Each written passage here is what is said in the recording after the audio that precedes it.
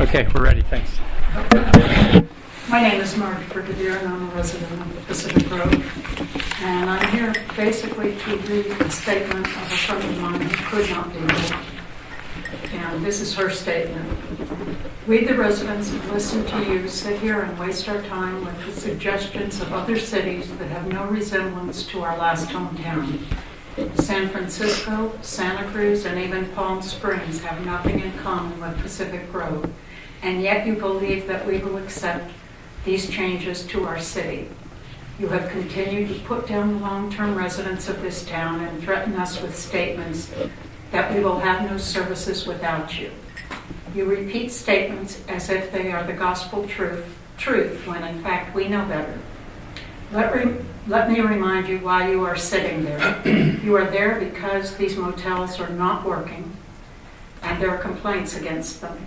We, the community, not just from one block, but from many blocks throughout the city, came together at one of the city council meetings and voiced our complaints. That is why you are now sitting there. But you have failed to address the main issue, and that is the concentration of these motels on any given block.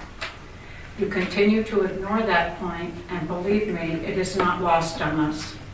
Remember us out here, the community, those that live here, work here, and most importantly, vote here.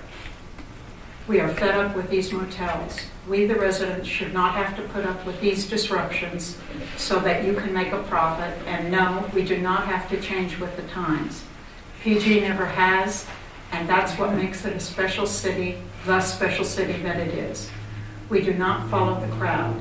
If you do not address our concerns, then we, the residents, can address these concerns ourselves through the ballot box. And then I have a short statement of my own. I'm really angry to hear that at these meetings, the residents of Pacific Grove have been repeatedly put down. They have a right to voice their complaints without being responded to in that manner. Most of the short-term rentals are owned by people who do not live here. If the citizens of Pacific Grove are so annoying, there's a real simple solution. Sell your property and leave. Thank you, Marge. Anyone else like to address the task force? Could I just ask a question? Of course. I wonder if Marge wants to let us know to whom to attribute the first part of her comment. It's Kim Worrell. I'm sorry? Kim Worrell. Thank you. Wait a minute, I have the wrong last name. Jeff. My name is Jeff Condit. I'm a property owner and I work here locally and I vote in Pacific Grove as well. I'm just very excited that the task force has taken on this complex issue for our community and our residents, and I really commend you for the long discussions that have been occurring. I apologize I haven't been able to attend previous meetings. I am in full support of short-term vacation rentals and hope that from what I see here, I think you guys are on the right track. So thank you for your efforts. Thank you, Jeff. Anyone else like to address the task force? Regina Doyle again, and I just wanted to say that I commend you also for sitting and taking your time to do this, and I just urge you please to think about density limits as I spoke about before. Thank you very much. Thank you, Regina. Anyone else like to? Joy. I've owned my houses across the street from Tom on the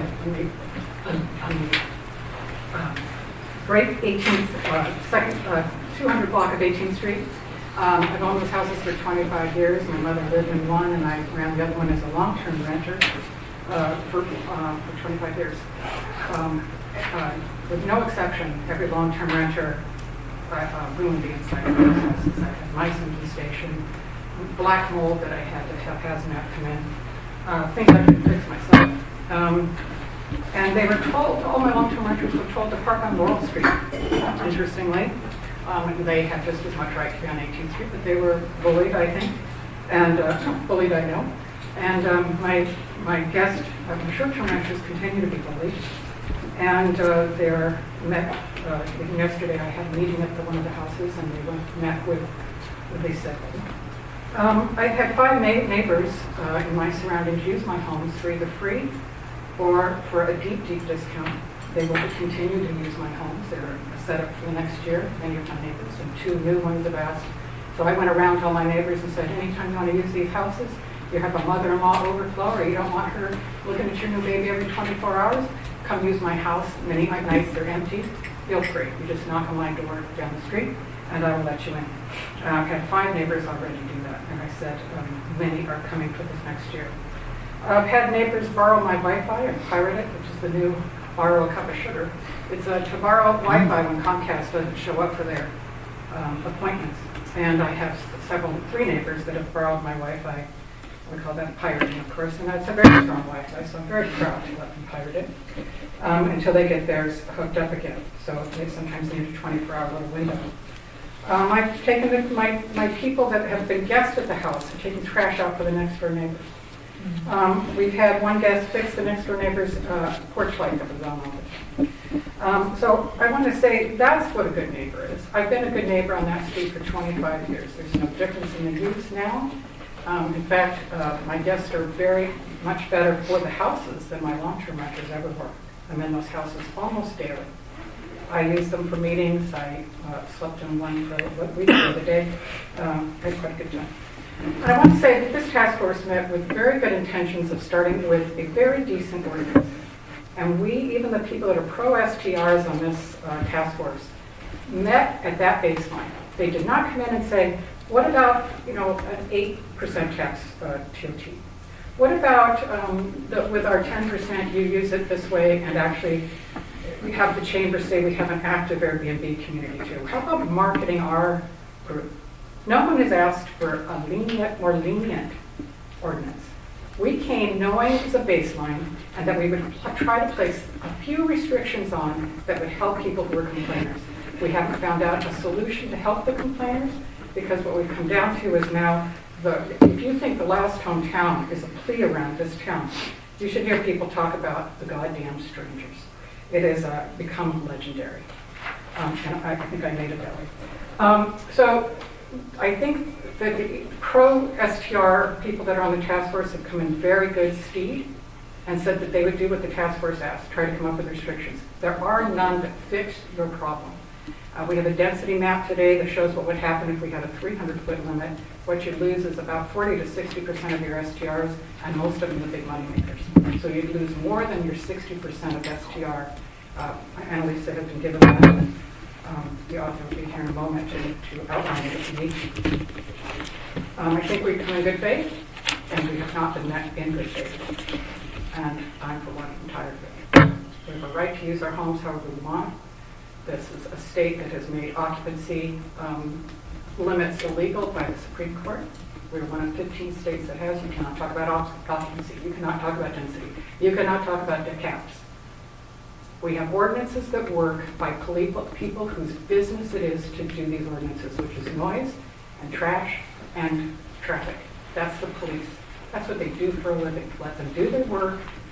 Quit putting this in the ordinance. We already have the parking thing in this ordinance, that you have to use your driveway if you have one. I mean, you have to encourage your driveway. The ordinance already has that. Why spend the time talking about it? This is a good ordinance. Let it pass. Let's get on with business. Thank you. Thank you, Joy. Anyone else? Yes. Melanie Maharshant here, and I am a new homeowner in Pacific Grove, just 6 months. I'm sorry. I'm down here today in between work. I have to have my kids taken care of in order to be able to make it down here. I have come as often as I can. It's not always easy. But I wanted to speak today because I know we're getting to the end of wrapping this up. And I have to say, I understand that there are people on the committee, maybe we fall into 2 camps on the task force. There are people that are here to discuss and negotiate. There are people who are ideologically for short-term rentals, and there are people who are ideologically against short-term rentals. And I think we have to find a middle ground. But we have to look realistically, we have to look beyond the emotion. We have to look at the data. When we say that we want to put density in place, when we just talk about density, I understand emotionally what people are trying to say. They're afraid that there can be crowding and noise. If we're afraid of noise, if we're afraid of nuisance, We have laws already that address that. We need to get those parts of the ordinance better enforced. That will handle nuisance, okay? What we don't want to do is bring in, if you look at the density map, we don't want to bring in something that really, maybe it's going to do A, but it's actually going to do B, and it will actually hurt the system more than it will help the system. And we have to look at the data all the way through, not just hear the emotional plea. And I understand the emotional plea. I understand the emotional plea on both sides of the argument. I've heard it a lot before. Everywhere in my life, I am an outsider. Okay, I'm an outsider here in Pacific Grove. I'm an outsider where my permanent residence is, Monday to Friday in Sausalito. I'm an outsider in America. I was an outsider in South Africa, where I was born. And my people 100 years ago came from India. I'm an outsider in India because it's been 100 years since my people lived there, and we're Catholic. Forget it. I don't belong anywhere. Get away. Get away. So, I just think when people talk about outsiders, I bought a home here. I pay taxes here. I contribute TOT here, okay? I'm not a second-class citizen, and I'm here today because I care about this discussion. And I just think that we just need to be respectful of each other's positions. Please don't tell me to sell my house and go home. My people have been told that a lot, and not just because we maybe want to do short-term rentals. But, there's a long history of that as a civic excuse to get rid of people that you just don't want to be neighborly with. And that is a two-way street. So let me just wrap up by saying this task force has a real mandate here today. And I am very concerned that I've already heard that there is at least one person on the task force who has said that they would like to bring a ballot measure. They would like to they would like to have a referendum, and that they would like to undo the work of the task force because before the task force has even completed their work. And in speaking with neighbors, people, other short-term renters, and just neighbors, not even people who have a stake in the short-term rental issue personally, they have said that they applied and they wanted to be on this task force. If there's somebody on this task force who already would like to undo the work of the task force as a next step, right after you've done your work and come to your conclusions and are ready to present it to the council and the city, I think that person should step down from the task force, because there were a lot of people who really wanted to come to the table and have a discussion. And if you are not here seriously to have a discussion, if you're here to stonewall, then please step away and let somebody else who is actually serious about coming to a negotiation be on this task force, because there's a lot at stake for people here and for this town. And I think we need to be taken very seriously. So, thank you. Thank you very much. Anyone else? Anthony? Yeah. I'm the one that produced this map. And so there's a statement that there's very little hard data. And I would posit that there's very little hard data because staff has not chosen to produce the hard data because it would not support their agenda. So we haven't seen where the complaints are coming from. There's very few nuisance complaints, not certainly enough to justify a lot of what's been proposed. And so I produced a map that shows what happens if you have a density limit of 300 feet. And I shared that with Alka so she could share it with the task force. So if you have any questions about how that was produced, what it means, I'm glad to answer them. The map shows 150-foot circles around each existing TUL. So if the circles touch, it means that the center properties are within 300 feet. The proposed density limit was actually from edge of property, so it would be harsher than what's shown on that map. But you can just go on that map and you can actually see how many STRs would be immediately removed. And to posit that suddenly they'll spring up somewhere else, I think is unrealistic. The people who are running those STRs own those houses. They're not going to sell their house near the beach to buy one up in Del Monte Park in order to run an STR. And so if we're going to talk about the effects of density, then talk about the data. It should be developed saying here's the impact. Here's the real impact. The economic impact of the city, the economic impact on the owners of STRs. It hasn't been provided by anyone else, so I provided it. It was pretty simple to do. It should have been done. Anthony, thank you. Anyone else wish to address the task force? I'm Annie Martin with Sanctuary Vacation Rentals, and I'm really having a hard time with the density issue. I see ripple down effect problems that first of all, when somebody comes to me and says, I want to do a vacation rental because we want to have a second home here in Pacific Grove, they cannot at that time apply for a permit because they don't own the property. And for most people to be able to have a second home these days, they need to be able to have an ability to provide extra income. It's just, at least that's the people that come to me. So if we have this density rule, I cannot in good faith tell them you're going to be able to rent your house as a vacation rental.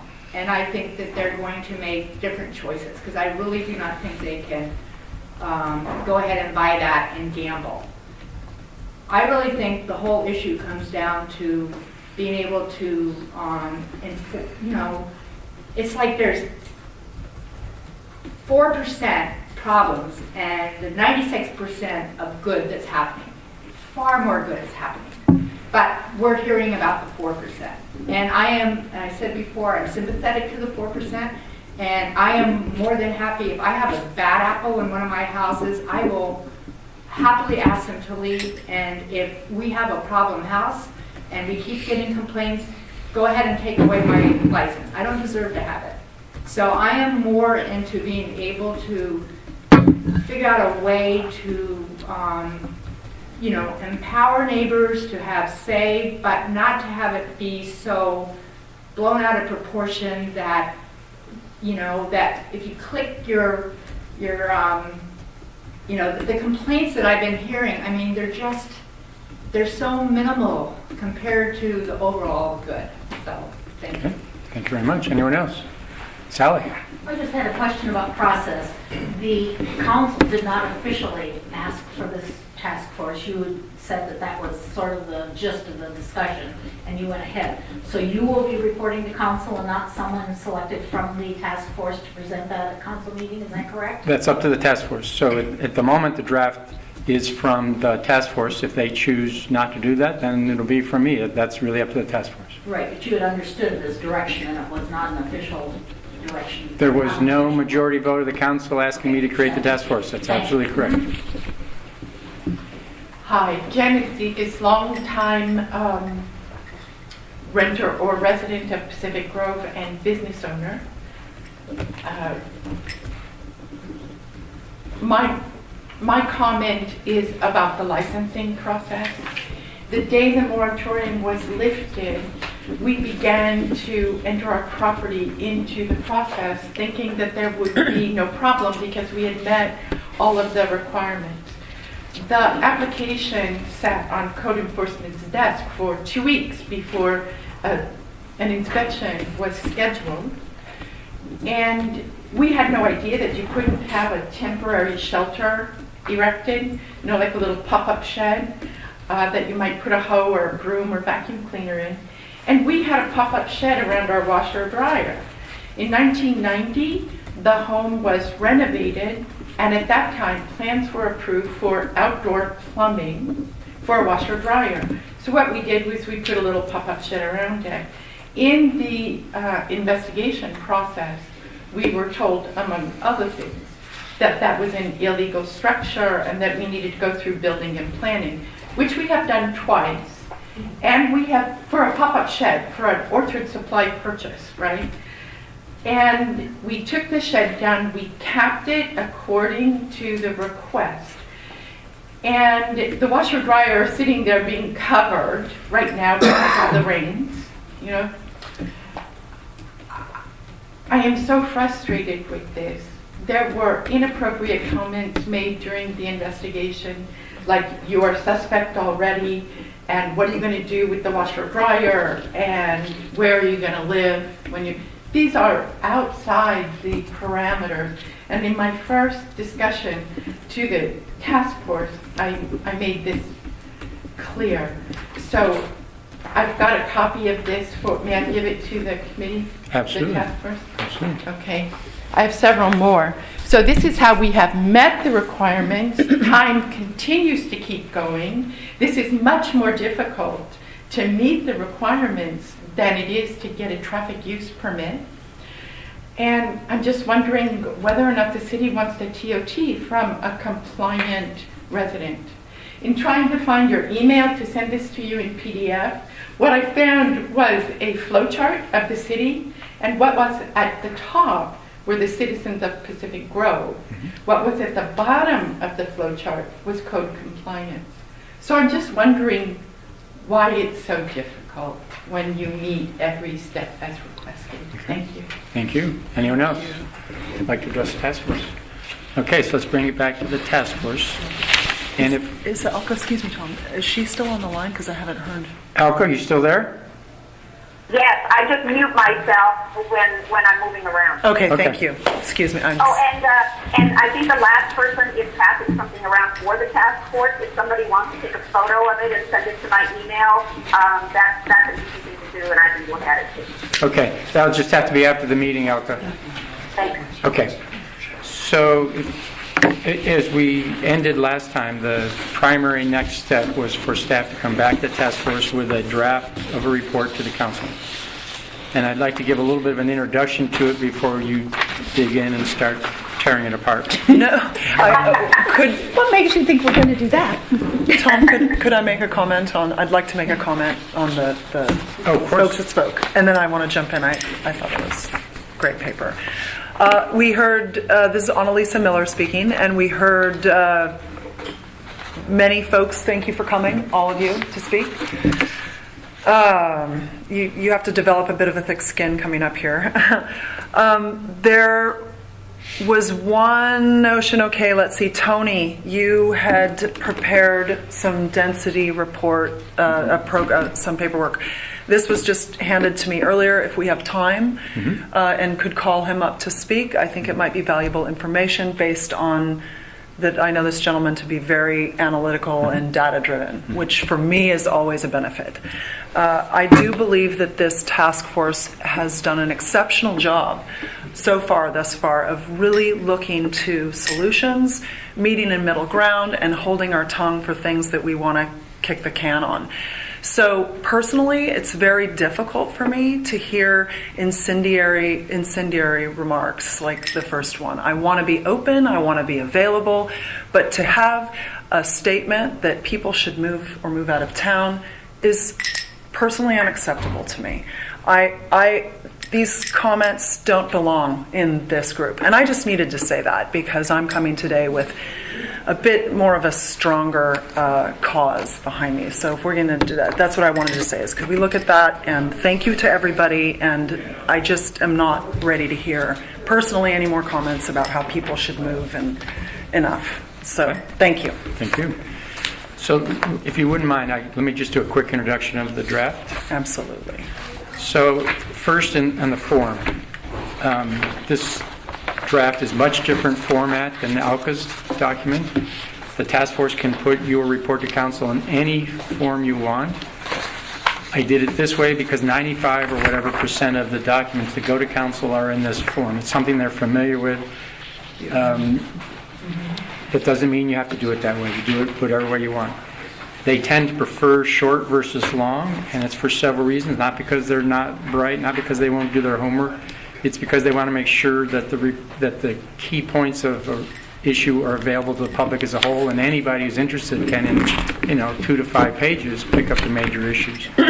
Now we can attach lots of attachments if you want. I mean, there's all kinds of ways, but one of the challenges that I had was, for example, Alka's document was quite long, and that just doesn't work as well with the council. But if you choose to make a long document, they've certainly received consultant reports that are 100, 200 pages, so that's really the task force's choice.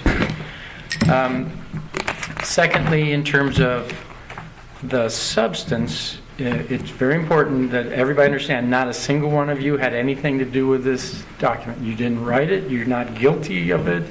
No. So I want to make that clear.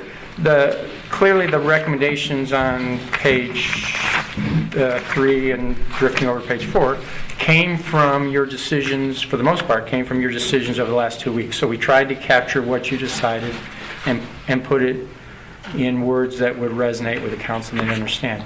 But I could have misinterpreted things. There's also the section in there on density. And, that's an issue we've come up to and backed away from, I made a presumption. You can prove me wrong, but I made a presumption that this would be the one issue that this task force wasn't able to come to consensus on. So I just indicated 2 possible positions that members might take. You may take 5 totally different positions. You may, there may be 3 positions and several of you agree one. That's totally up to you. And you may choose to stay here till midnight tonight trying to pound it out and come to agreement. That's really up to you. But I was just giving you an example of one approach. So please, I don't want anybody to think that any of you had anything to do with that recommendation in particular. And I'm not in any way telling you that's what the recommendation should be. I was just trying to give you an example. Do we want to discuss that, or can I just finish in the absolute time? I think you'll want to get to whatever the key issues. Process going forward.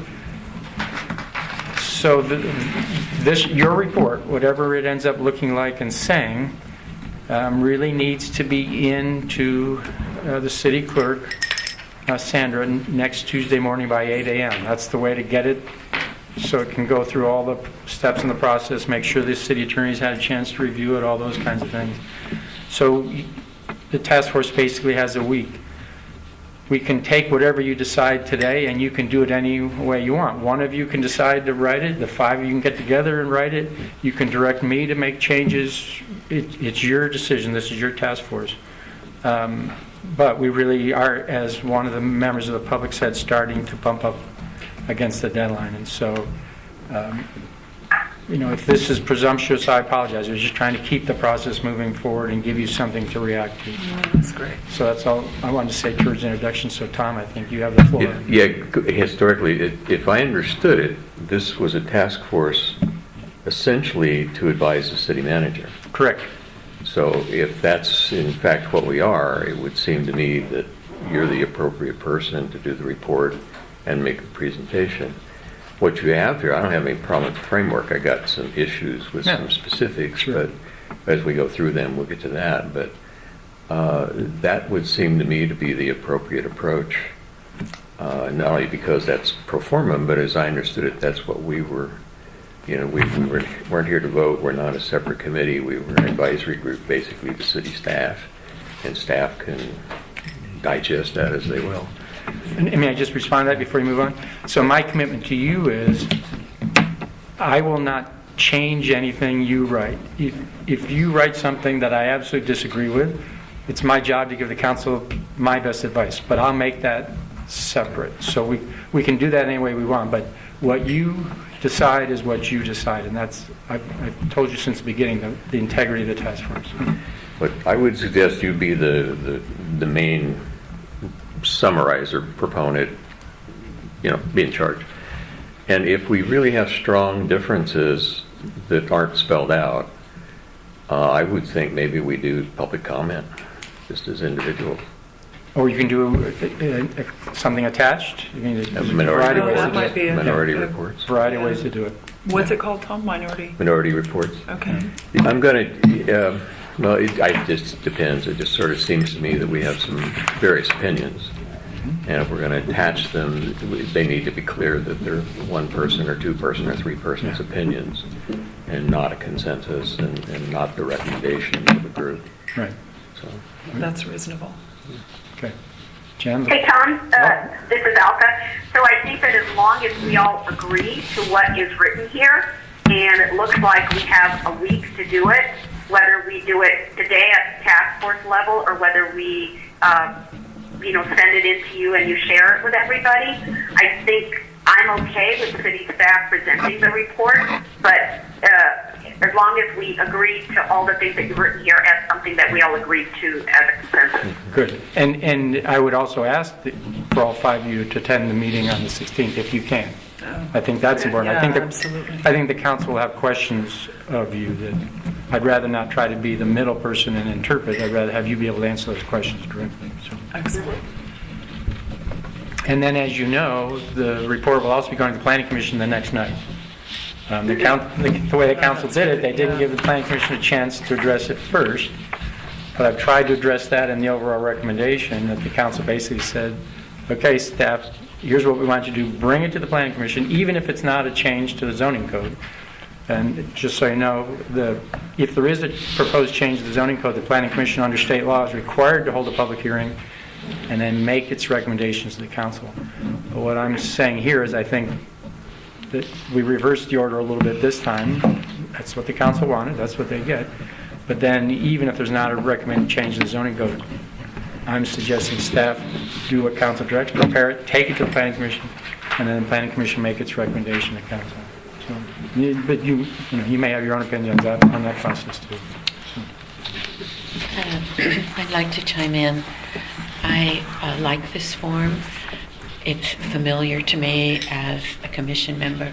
I know it's familiar to the council, and I think being presented with a different format to present the same information would not be in the task force's best interest. And I'm very comfortable with having Tom present it. Tom, City Manager Tom. Thank you. And if we're in agreement with that, we can move on and discuss this draft report. I'm in agreement. I'm in agreement with the format.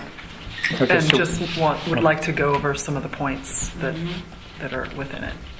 So there's obviously in a document of 4 or 5 pages, there may be problems at many different levels. What I would suggest is to make best use of your time. We start at the most substantive ones. If there's stylistic problems, there's grammatical problems, you can give me those anytime between now and next Tuesday, and I'll incorporate all those changes. But if we can make sure we focus on the real core issues today to get the... Agreed. I would like, with permission of my fellow members and Tom's, to say something before we dive in. And I'll read it because I jam.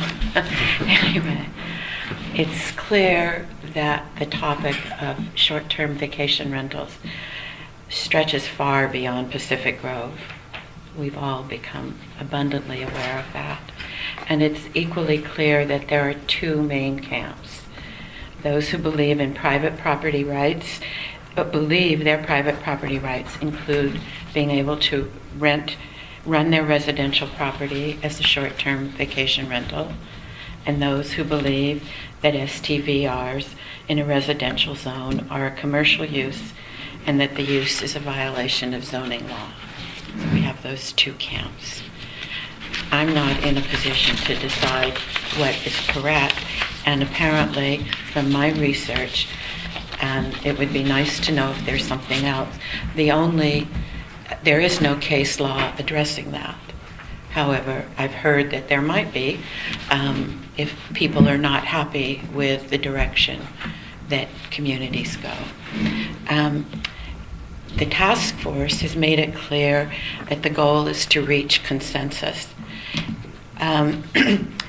My suggestion is that in the interest of community harmony, we reach a consensus that will go a long way toward meeting the concerns of both factions.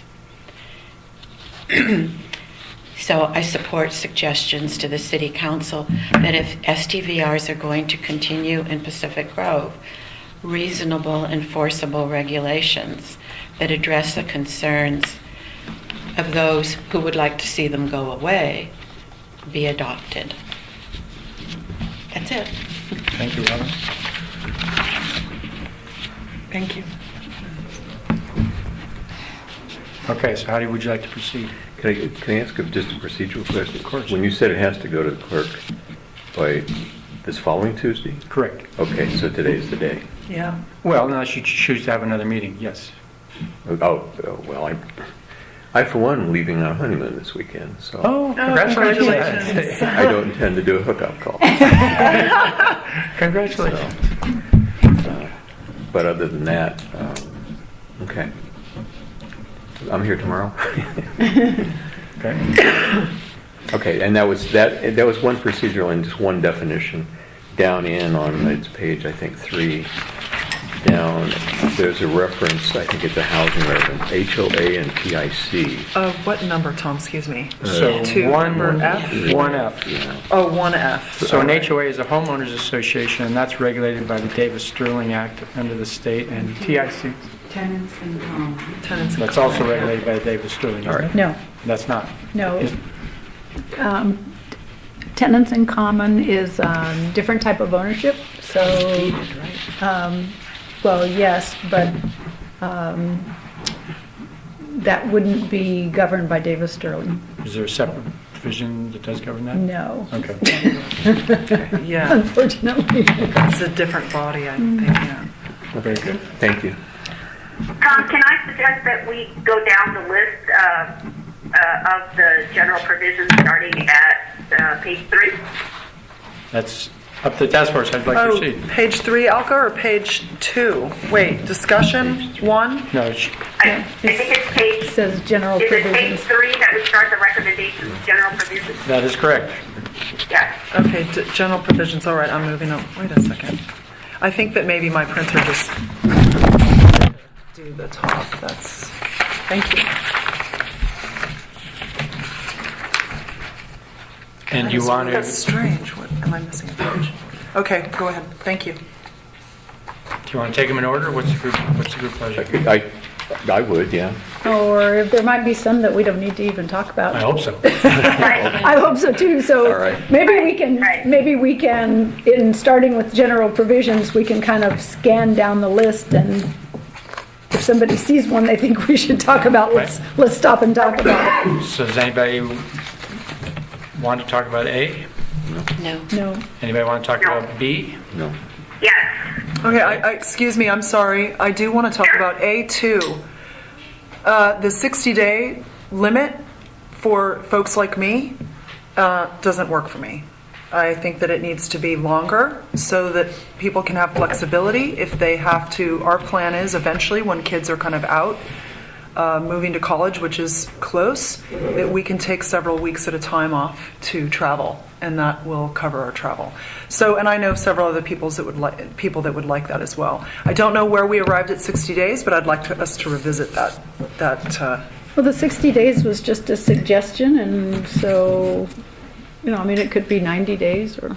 Yeah, I mean, something that's just a you're little- going to get, at some point, you're going to get to the point where suddenly it becomes another category of number one. Correct. So- but I did want to address it. I thought that 60 it should be a little more flexible. The research I conducted, though, is that most ordinances were either 60 or 90 days.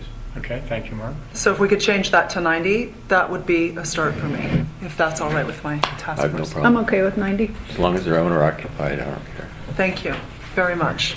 Okay. One other point I'd like to make in number 1 is that the terminology of up to 365 days per year is technically correct, but it isn't actual fact. It seems as though the data shows that they're rented 70% of the time. So rather than have people misinformed that short-term property rentals that are non-owner occupied are now going to be occupied 365 days a year, I just would like to see the terminology shifted to represent are typically in use 70% of the time, so that something in the terminology is off here that I wanted to bring up. And as long as it says up to, I'm fine with that, because there are a few on my block that I'll swear to God have people in them 320 nights a year. And this is a Different good people. point, because I'm deferring to Jan for this information. 70 may be an overall, but Yes. specifically they vary. And Yeah, they do vary a lot, Yeah. but I think in light of the fact that it says up to 365 days is accurate, because most of the properties are truly available for that number of days. So, Another way to Then- state it that might work on Lisa is just say with no maximum set on the number of days per year. Or Yeah. perhaps even, and statistics show that properties are typically something that says that folks, I mean, because I think that Well, this is a, we can't report those statistics You can't because we build don't that into have an them. ordinance. You can't Yeah. build a fun fact into an ordinance. Yeah, yeah. Remember, all right, I see, but I thought this is a general provision recommendation for people who aren't aware and haven't been coming to the meetings to just understand. This throws me off, that's all. Okay, so let And me, that could go into background information, supplemental yeah. information. Something that- Something that explains, but Okay. I agree with Jan and Tom. Can I suggest just a very small change that might help? I understand where Annalisa is going. If you read this report blind, then you feel that category A are people who are just renting 365 days a year. Yes. So what if it says property owners who do not live in the property and can rent the property to short-term tenants up to 365 days a year? Just add the word can. Can rent. Is that what you said? C-A-N? Can rent the property. Okay, beautiful, something simple. Good. Done. Okay. I'd use may instead of can. Yes. May, Small yes. point. Yes, all right. May use the property, May rent. may rent the property up to. Okay, Same with thank you. number 2 then. It should probably just say, and may occasionally rent the property. Yes. Yes. Up to 90 days, correct? Yes. Thank you. And then Okay, the third one should say, may rent an individual room to short-term tenants. yes, We found our Thank you. stylistic editor. I okay, I know, moving on. Thank you. think. All right. Okay, 1B, I have a question about this. The total number of type A short-term vacation rentals licensed per year shall be no greater than 260. Okay. Licenses shall be issued on a first-come, first-served basis. So my question is this. So let's say we've got the cap of 260, and on June 1st or July 1st, whenever that the deadline comes around, if you have 300 licensees, and they all come in on the same day, what happens? How will city staff determine which of those are going to be among the 260? Just asking. I thought about that too.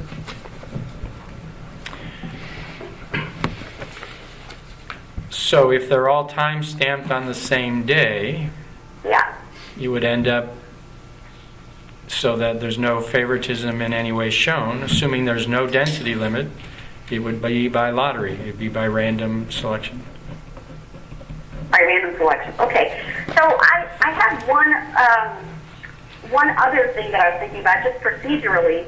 When you have licenses that renew at the same time every year, that creates a huge burden for city staff. Like all of a sudden, city staff has to figure out, oh my goodness, do we need to call in a contractor for a couple of days or whatever, to help us issue all these licenses and make sure that we're not exceeding the limits and so on. I would like to submit that licenses should probably be issued from a year, like whenever they do apply, that they should be okay until the next year as that comes around. I just think it's easier on city staff procedurally to deal with it. And also, I think it keeps us at that level where we don't have to worry about the lottery, because I think that if you spread out the licenses over the year, then you don't run into this mad dash on June 1st or July 1st, whenever it is, to get the license.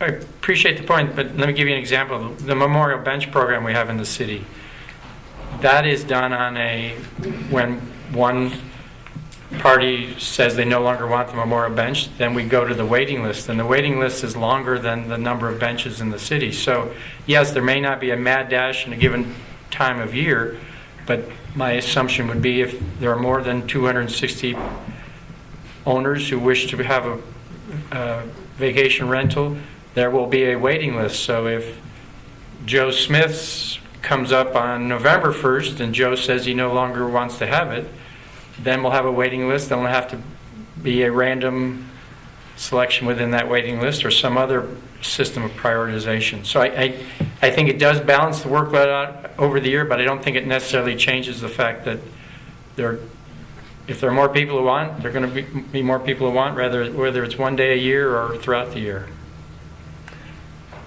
I think there may be a misunderstanding here. Perhaps it's just me. I think, as you're saying, currently I understand is that when you go for renewal, it's the date that you began. No, Why don't they all end on June 30th.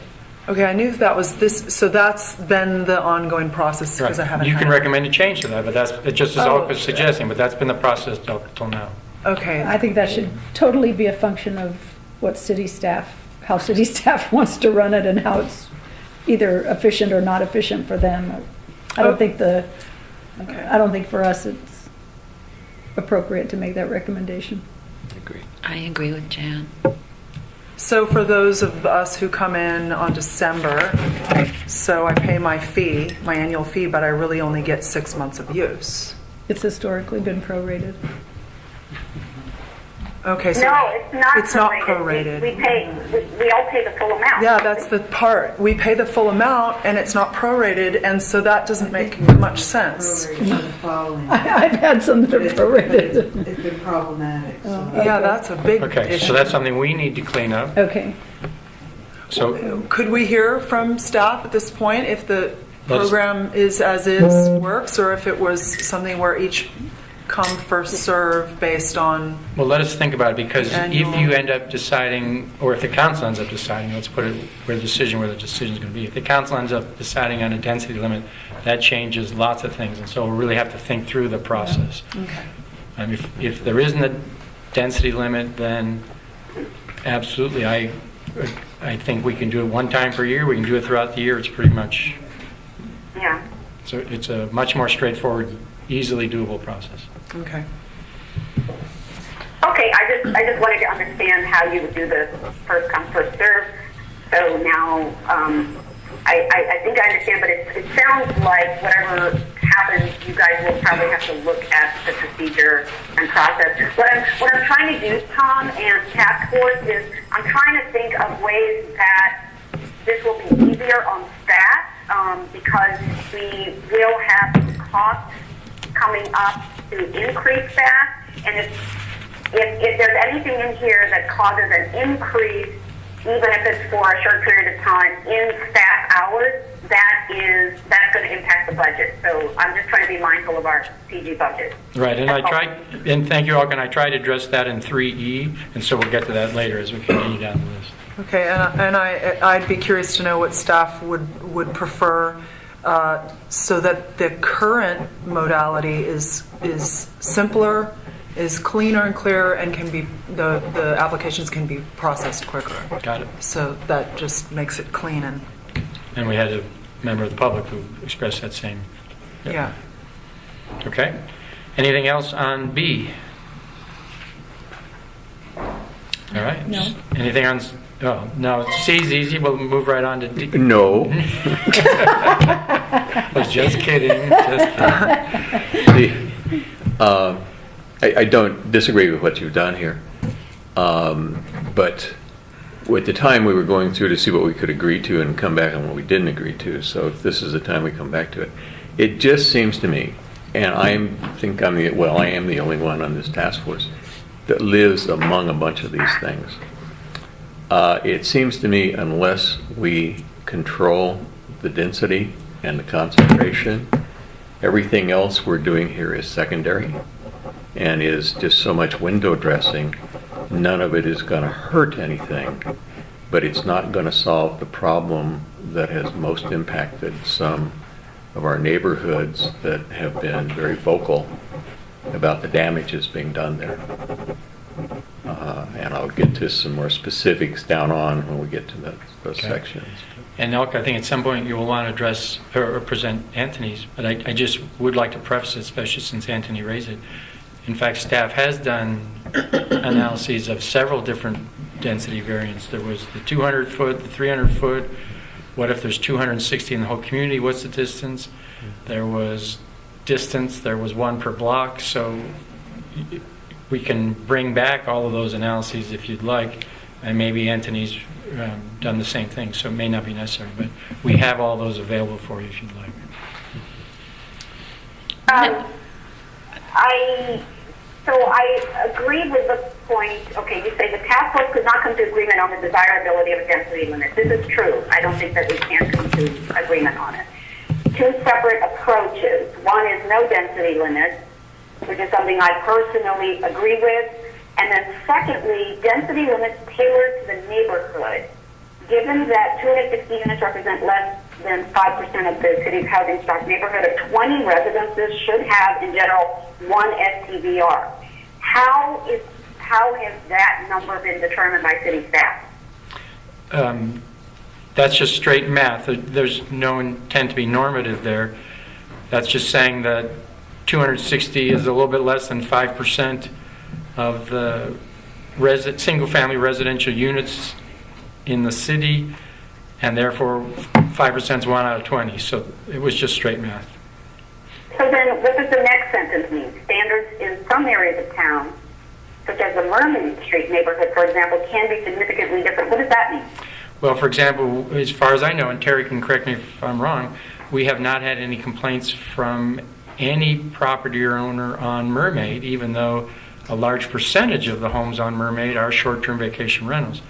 Now, early on, the task force said it didn't really want to address differences, having rules in some part of town and not others. So, for example, quite a few cities, coastal cities in Los Angeles County, as you know, basically they allow them in the coastal zone and they don't allow them in the non-coastal zone.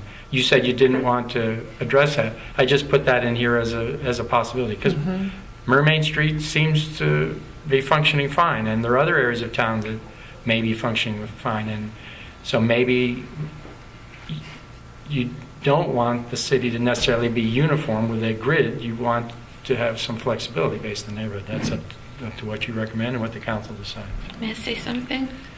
I have a little trouble with the word neighborhood because I don't think it's easily defined, and as I've thought about it, I thought about block, and we have a diversity of blocks in our city. The coastal zone limitation is worrisome in the Asilomar area because I think Asilomar is a sensitive and environmentally sensitive. I know it is an environmentally sensitive area. So if the recommendation were to consider basing the number on blocks, on full blocks, rather than neighborhood, which can mean a variety of things, and I haven't looked at a map to figure this out. If it was based on, for instance, no more than one per block, that would help in the Asilomar area because the blocks are so long, really long. I just throw that out there. And you had also earlier made a suggestion or recommendation, I'm not trying to put words in your mouth, that there not be any in the dunes area because it's so sensitive. That certainly would be allowable under this type of approach as well. I know that would appeal to those who have come to me with complaints about damages to the dunes, their homes, their sleep, their peace of mind. But what about all those people that have been renting short-term vacation rentals for a long time? Yeah. I don't know I don't have the answer to that question. May I add a... Go ahead. Oh, thank you. I'm going to do a quick, short read on the stance of the California Coastal Commission on short-term rentals. Vacation rentals, and then we have the document from ALCA. Vacation rentals, known as short-term rentals, can help meet Coastal Act requirements to maximize public access and prioritize visitors serving use over residential uses. And in some cases, they can provide lower-cost visitors serving overnight accommodations. The Commission has generally supported local governments in allowing for vacation rentals to occur in residential areas. Past commissions' actions have acknowledged that in some instances, vacation rentals may provide a lower-cost alternative to renting a hotel or motel, especially for large families or groups of individuals. The commission has also recognized that vacation rental increase the range of options available to coastal visitors, often in residential areas along the immediate shoreline where commercial overnight opportunities are not typically available. Therefore, the existing supply and nature of vacation rentals should be considered when lower-cost visitor-serving resources are evaluated, particularly during planning assessments, and any lower-cost visitor service resource that are identified should be provided. So the Coastal Act takes a positive stance, and I believe that the Jan has a stricter code enforcing that one property that was a problem. So I believe that there were a couple. I don't know that Jan is associated with the one property that was a problem. I have no clue about ownership or which properties. I'm only hearing from the residents. Yes, I believe that Jan is clearing that issue up. What? But an issue that would have to be clarified for me, working as I am on our land use plan, yes, is how the Coastal Commission would determine short-term rentals where the dunes are ruined versus implementing policy that protects those dunes, which they're very clear on that. They are abundantly clear on that, and those two things could be in conflict. So I would not go with that without Coastal Commission advice as what we would use to make a recommendation to City Council. And just so, if I could say one thing, I'll go first, to piggyback on your point, most likely what comes back to council is going to require secret review. So it's absolutely going to get and demand the kind of review you're already talking about. Go ahead, Oakland. So if council does request a secret review, how will council determine whether the people who are destroying the dunes are short-term renters, long-term renters, residents? How will council determine that on the secret review? Just out of curiosity, I mean, we seem to be implying that STRs are the bad actors when it comes to protected areas, but why are we assuming that? I don't think we are assuming that. I think there's a letter that came. Sure, but I don't think is that what we're talking about? I don't think this right? task force is assuming that. We know we have. We have some real doozies of long-term renters. Absolutely. We probably have some doozies of long-term owners. Yeah. And the second thing that I wanted to suggest is, okay, on the density, on this item number C, I have a suggestion. We came together as a task force to try to see what middle ground we could come to. I'd like to suggest that we monitor our recommendations, the cap of 260, no density limits, that we monitor these recommendations for at least 6 months until June when the new licenses roll around. And if there is a problem, and if there are blocks where there continues to be a problem, then we look at density limits at that time. Right now, it seems as if we are penalizing people who are good actors in favor of 1 or 2 or 3 bad actors that are annoying people. That's what I would like to have the task force discuss. What about the possibility of stating that the task force could not come to agreement on the desirability as is written, and then put forth each of the suggestions that we have to City Council, which would range from, I hear, 1, to no density limits, to whatever each one of us is individually is an advocate. So, Robin, you're saying that one of those proposals could be then defer the decision on density limits until a period of time. With Alka's suggestion, I'm trying to see if that's consistent that would be with what you're Alka's saying. suggestion, that we'd defer the decision. It may not be on Elisa's or Jan's or Tom's or mine, but we would have no more than 5 suggestions. We may have 6. And just say, council, here it is. And let them... You're thinking the same thing I'm thinking. Some of us can be of two minds. I think that's a reasonable thing to look at. I don't know, I mean, I guess it's up to us to choose. But for me, I really mirror the sentiment that without having a complaint system that's really clean and clear and set, we really don't know. We know that there are letters coming in. We know that people have been vocal at meetings, and all that's important.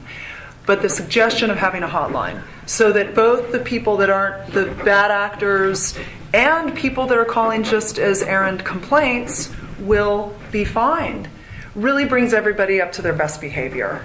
So that we find out, oh, after all, we've got 260, we didn't do the density limit, but we're finding out now there's only 3 problem areas in the whole city that we really need to address in 6-month time. That's what I would like to do. I see that as deferring the decision and disappointing a faction of people who are in favor of instead of no density limits, in favor of no STVRs. And I don't think that's in our best interest. And also, that 6-month trial, it's not an appropriate 6 months. We're going into winter. If these pop-ups have been in the last year and a half, and I would suspect that in July, August, and September there wasn't a single vacancy on my block. I don't know about the rest of the city in any of them. Those are the peak months. Surprisingly, some of them are still occupied almost every night, which I don't know. I think heavy rains will probably slow it down a little bit, I hope. But to get from here to June are not going to, I don't think, be the normal peak months. Now, the last few years, there's been no normal of anything. So the weather hasn't been normal, tourism hasn't been normal. I mean, nothing is as predictable as it once was, and may never be again. So it's hard to say what the peak test period would be. But I don't think the next 6 months are the really good, the best test period. I would rather go with an ordinance recommendation, possibly with a full ordinance review in 3 years, something like that. Hey, Jan? Yes? You're the one who originally brought up the idea that density is not the issue, it is bad actors who are the issue, given the experience you had with the one on Egan that was the only SDR on the block, and then the 6 other rentals on another block that you have that don't have any complaints against them. So what is your feeling? What do you think of Robin's suggestion?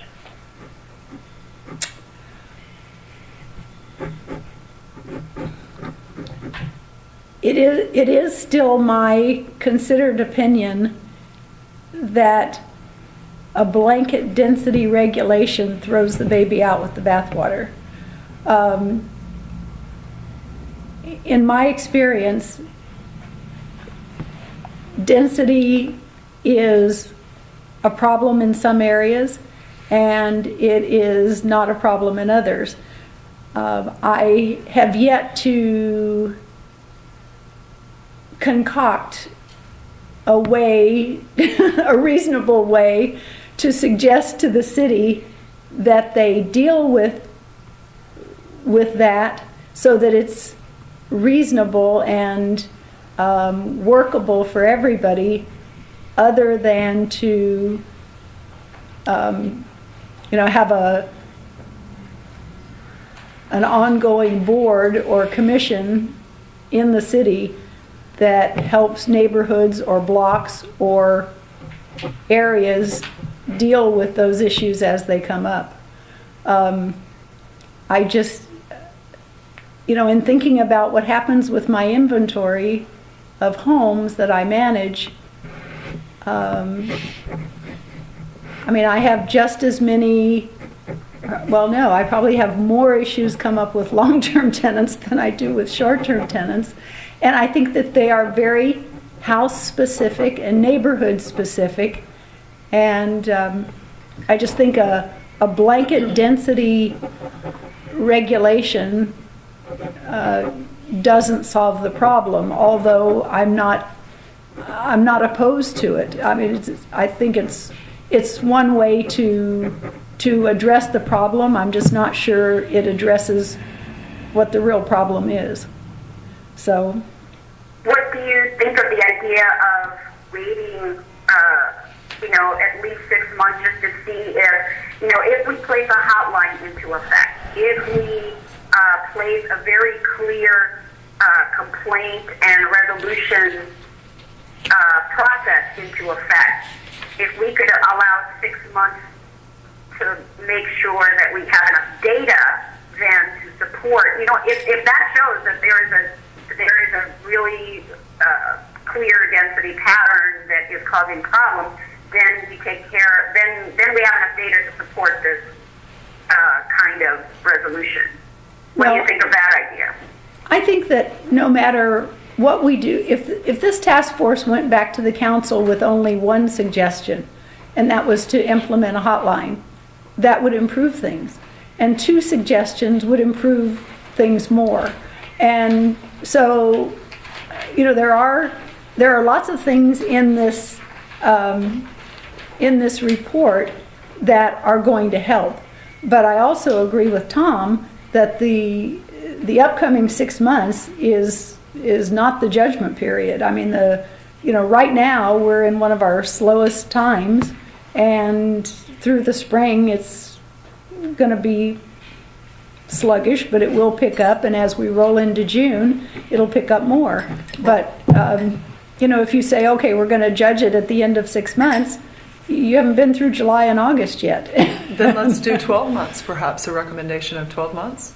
Well, I think that all of this is, always subject to change, and it's always subject to improvement. So I would hope that whatever we suggest, the council would take back, and whatever they implement, they would review again in another year or 2 years or 3 years and say, hey, how's that working?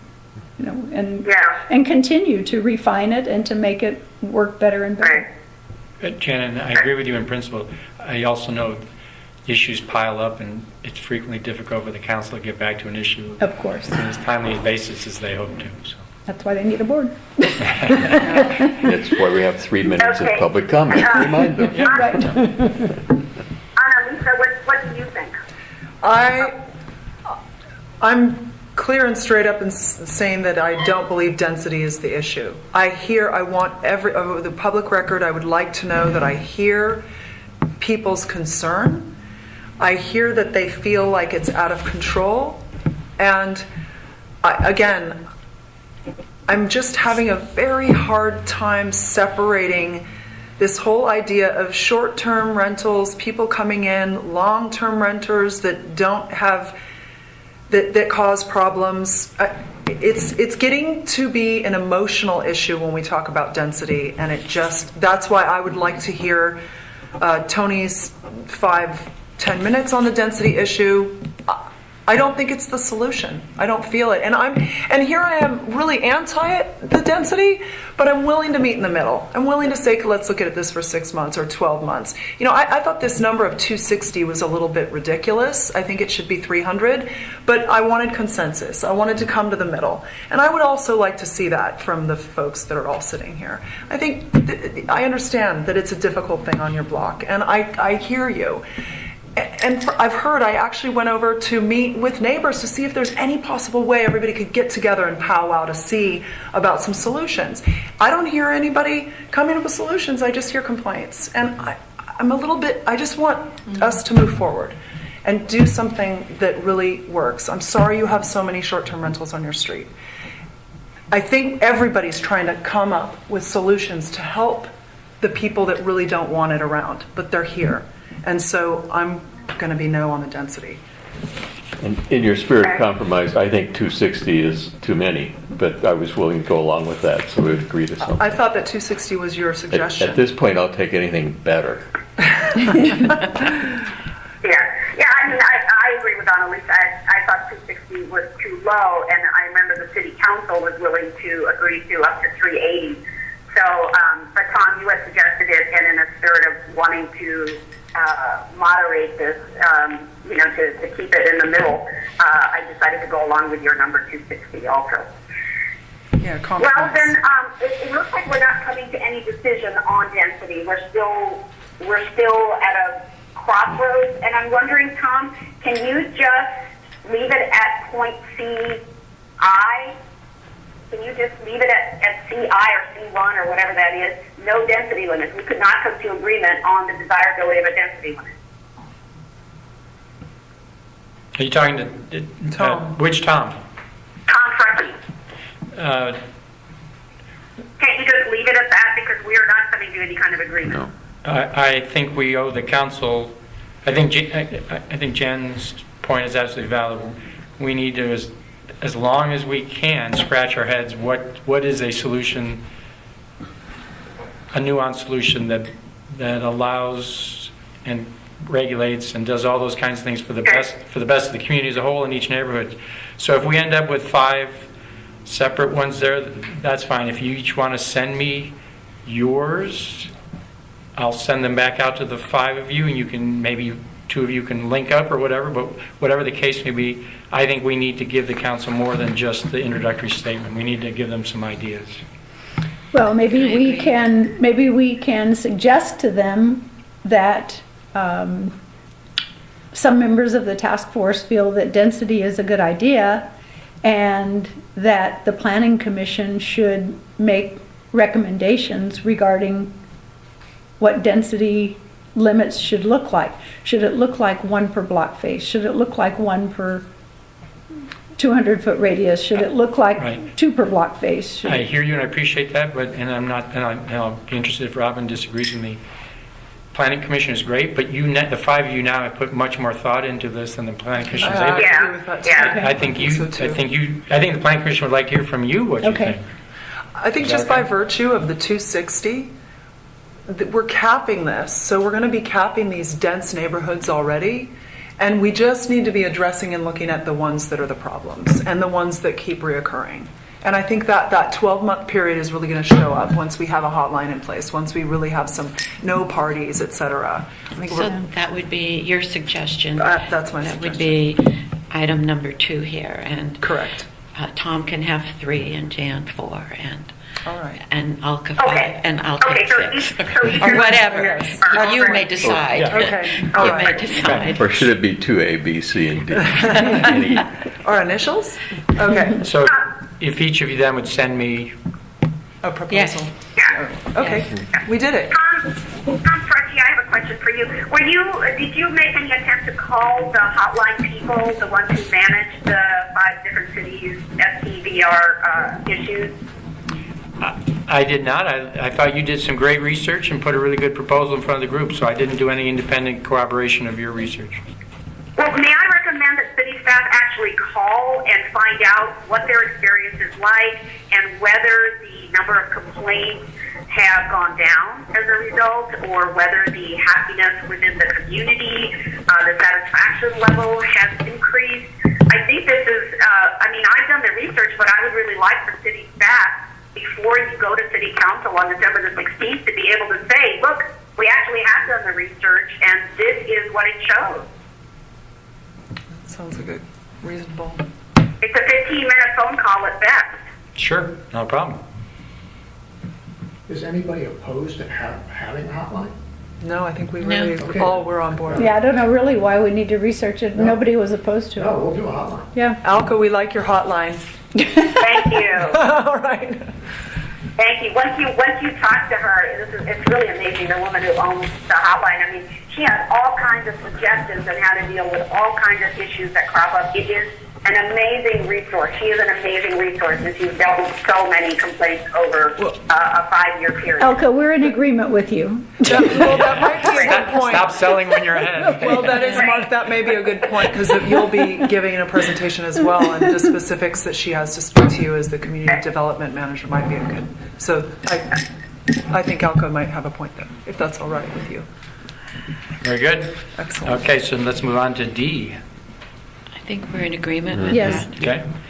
And that's fairly unique. Most communities do not do that. I was surprised how many don't do that. So. What do they do?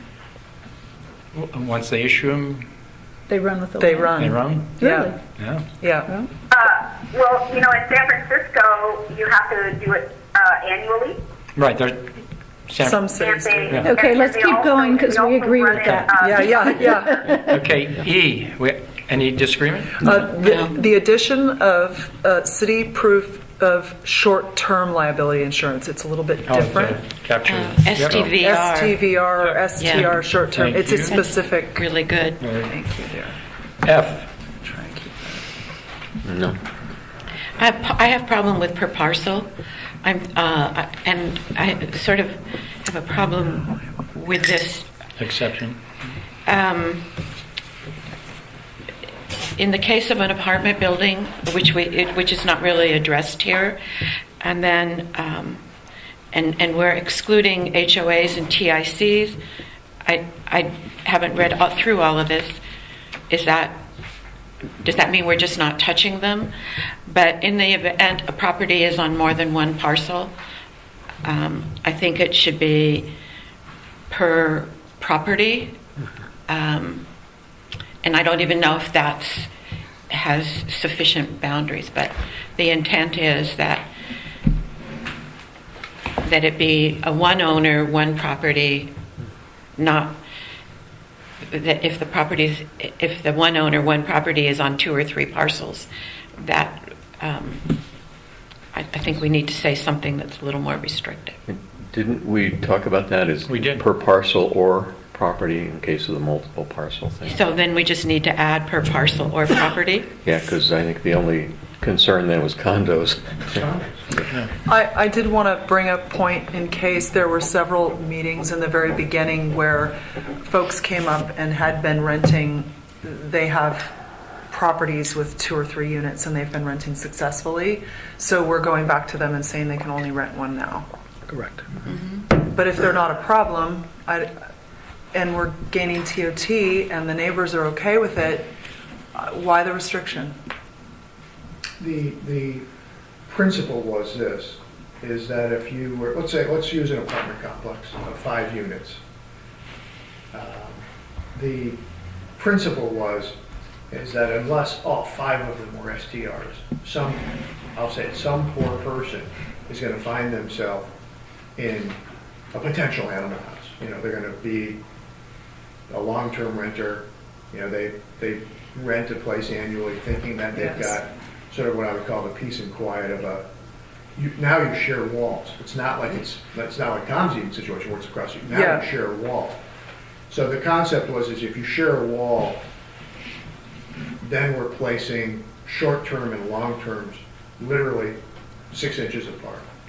And the concern was by reducing them to 1 per property, we actually, if you think of it in this term, we're actually placing a density limit already. So we actually, whether you all think about that or not, I do. I think that's actually a limiting factor. That will become a limiting factor in a lot of these places where they are clustered.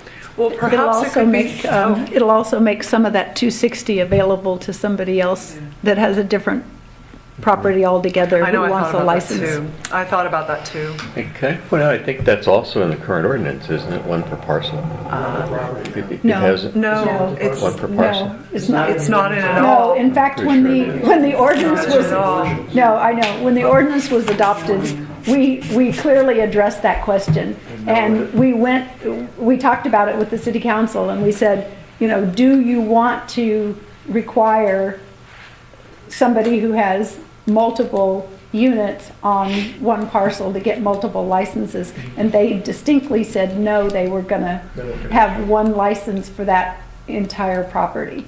It's been a while since I've read it, but I read it as 1 per parcel, because on our block, somebody who has 2 on a parcel called in the middle of all this a few months ago, called City Hall to see what was going on.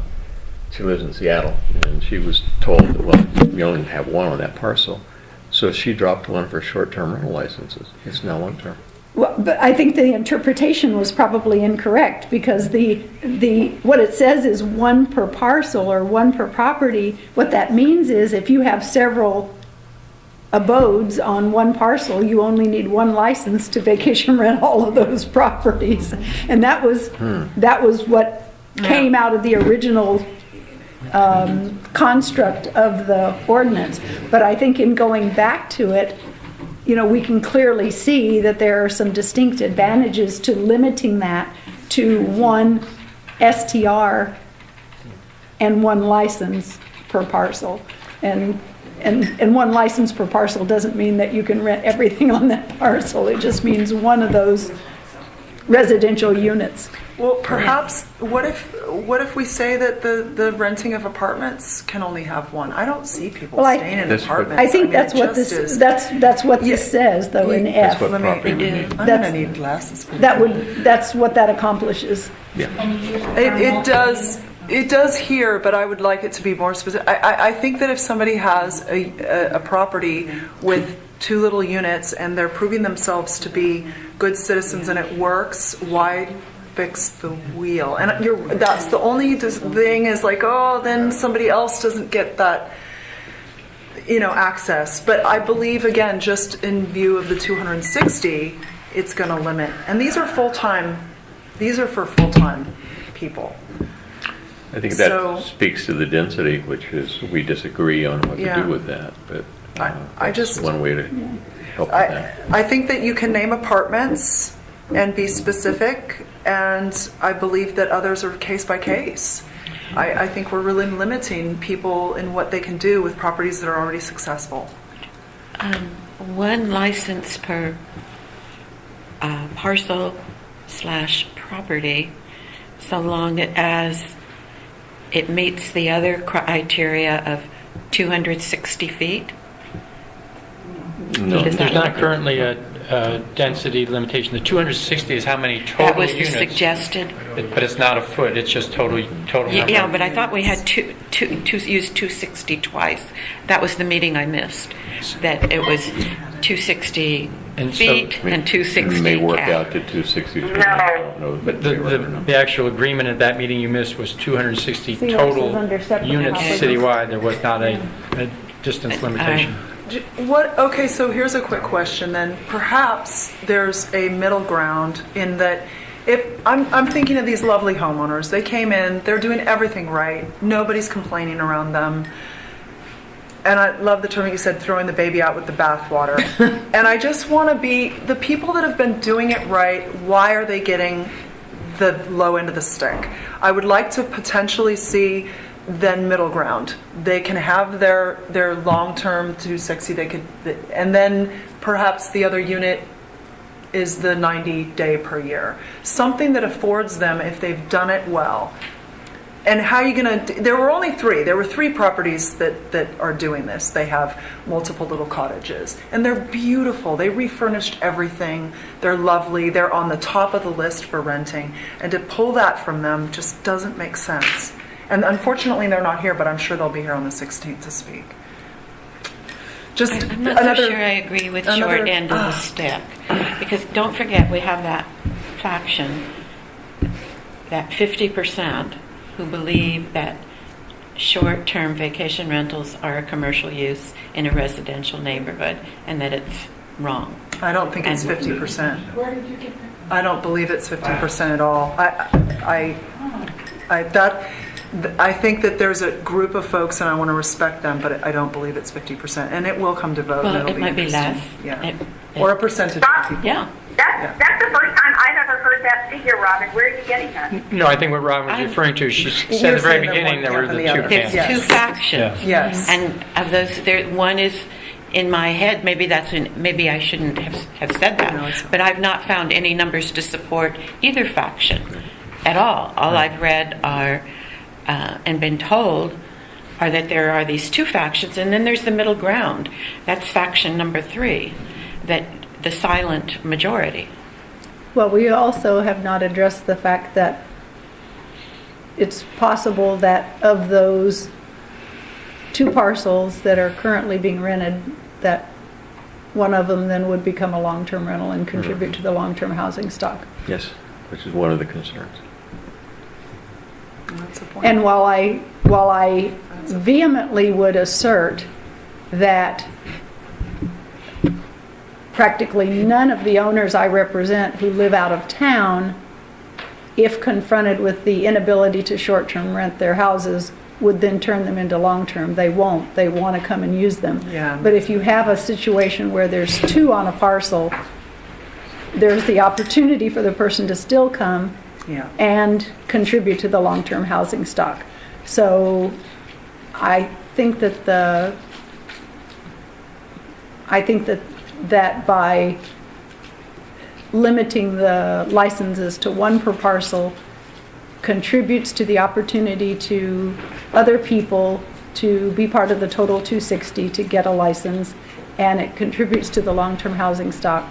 So I would be in favor of one per parcel. May I ask a question about the upcoming Holman building? Of course. When that building is complete, what if the majority of those turn into short-term rentals?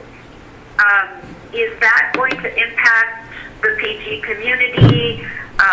What if their building turns out to have a lot of parties? What if they're causing noise disturbance or parking situations? What happens to a building like that? So that's what's in the parentheses. So the Holman building would be excluded from this restriction based on the wording here, because the Holman building will have the 25 residential condos, and those will be regulated by their own CC&Rs. And one of the reasons that we put that here as a suggestion is there are no residences immediately around the Holman building. It's kind of self-contained. So if there are 5 short-term rentals in the Holman building, that's up to them, because if they don't like it, they can change their CC&Rs. Okay, just wanted to ask. You know, one thing before we wrap this up, because I know we need to move on, and it's funny, I just now am reminded, I think it was the question of citywide, and you don't say citywide here. I do believe that the downtown area is subject for a different sort of, and Jan, I hear what you mean about the long-term, short-term. We have a project currently slated for a duplex right downtown. And I would like, as the owner of this property with other partners, to have the option to rent both and or one or the other as short-term, long-term. So this would limit what we do, and that's here and there.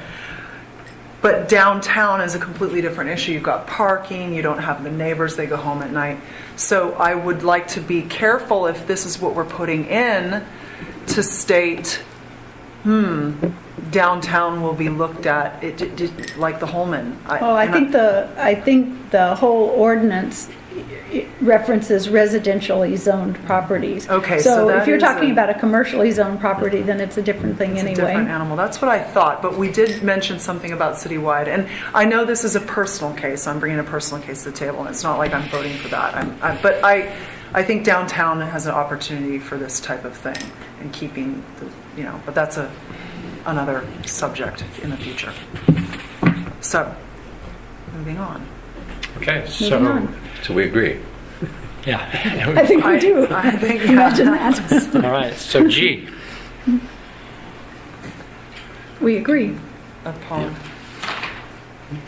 Okay, 2A. Wait. So 1D, now I think this is the one where I also, I brought up this idea last time, and I know, Tom Crutchy, you had said that we can separate legality, we can separate legally this issue of inspection between STRs and long-term residences. Is that, have you checked legal recourse? Is that really true? Yes, and so that's why you'll see 3D is that what we heard you say, and it could be an error, but what we heard the group say is that you'd like the council to at least consider periodic inspections of long-term residents as well. But that's really outside the core purview of this group. No, I totally understand that. I just didn't want to recommend something for STRs that will not hold up legally against any other type of rental. No, thank you. And yes, you can recommend that. Council can do that. I have a very brief, I met with John Kuhl. Keel? Thank you, the building official. And we had a talk this morning. I'm just going to jump in. I basically explained the situation. He had some feedback, and he believed that it was a benefit. Now, I'm not going to put words in his mouth. He can speak for himself. That we look at the process of creating independent contractors, but he was very specific as to who would do that, which is great. Certified inspector, licensed contractor, they need to know who it is. We spoke about sleeping quarters, which was very interesting. If a bed can fit, the general rules of conduct are that that is a sleeping quarter in a bedroom. He opened the book, and there it was. So,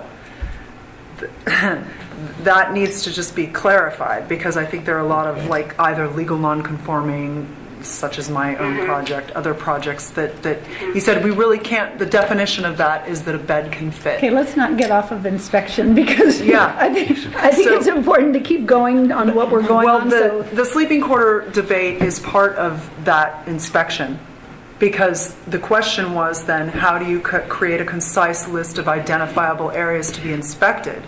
Given to both the homeowner and the inspector, the list provided by a senior building inspector, so we'd get a list that's approved and then approved by the city manager. And the three things that we came up with that were pertinent and absolutely important was operable smoke and CO2 detectors. Number 2, bedrooms have egress, and if a bed can fit in. Legal non-conforming units may be taken into consideration, that would be specific. And 3, hot water heaters to be properly installed in furnaces. And he said that would cover it. I think Annalisa is speaking to an issue that I do think it warrants a little bit of discussion on this. Jan, forgive me. But in terms of professional inspection, I think we need to understand exactly what that is. What I keep hearing from STR owners is that the recent inspections have been very arbitrary, that new rules are being imposed that aren't in code compliance at the moment, or that aren't in the city code. Permits are being denied for no reason other than, maybe code compliance feels that this might be the right thing to do. So I think that as far as inspections go, I think we need to be, if we're going to recommend that the city has to have a proof of a professional inspection, I think we need to be very clear on what that inspection entails. Yes, that's why I went to meet with him, so that I could propose to you here today that part of our proposal to on the 16th include an addendum from John that states, this is what I would like to see as the building inspector to make sure that all properties are safe. In lieu of keeping city staff time and energy to a minimum, he agreed. He said, we don't have the man hours to go do all this. We just don't. And it addresses health and safety of guests and residents. He said, that's my number one concern. So that was the intent of the wording based on city, we picked better words, but that was the intent. I don't think anybody disagrees with any of that. I mean, we talked about the fact that we wanted the properties to be safe, and so that's where we are. We do want the properties to be safe, but this cannot be an open-ended inspection to limit STRs. Exactly. The intention, maybe we need to write something about the intention in here. The intention is to make sure that the tenants of these properties will be protected. Okay, but having an independent, having an inspector who's independent of the city achieves that goal. Yes. Because the licensed home inspector that I hire to certify that my house is safe and habitable has no interest in whether or not I get a short-term rental license, and has no connection with the city. So that accomplishes that goal. And Alka, the last... So is this personal inspection, Tom Frecci, is this different from the inspections that are currently being conducted by code compliance? Yes. Okay, so this is not your staff going out to inspect. This is an independent professional contractor. Yeah, and we can add that word if you want, independent professional inspection or something. And that's what oh, excuse me, Robin. Well, John gave you a certified inspector or licensed contractor. It is my experience that a certified inspector goes through a house with a different understanding of what they're looking for, and a licensed contractor is not necessarily the right one to make that inspection. What he said is that they would have to be both certified inspector and a licensed contractor. He gave me a list of terms that he would need to see so that the city would understand that whoever is hired. He looked it up online, and there are certain people out there that say they're inspectors and they're not really, they don't have the proper insurance, they don't have the proper dealings with the city. So in his mind, whoever is that independent person would have to meet the city's criteria of somebody who is really up to speed. Jan might know. Do you know if there's certified building inspectors who are they all licensed contractors? I know some promote themselves as licensed contractors. Yeah, I do. And I don't know the answer to that. Right. You know, Terry, do you know? So John said that he'd be happy to come to the task force and talk about the whole concept of inspections, if you would like. So if you'd like to put him on the agenda for the next meeting, he'll make time to come and actually I think answer any questions. There may not be another Didn't have meeting. time. so- That's It what we is he mentioned. who would ultimately decide how this works, right? Correct.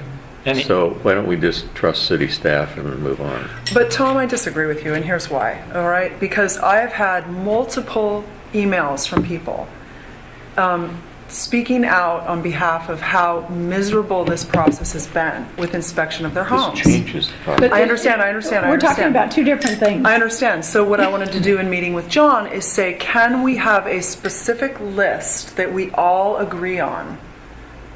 That we agree on as that staff agrees to write up and that our task force agrees to write up. And the things that he mentioned that were most important are written on this list.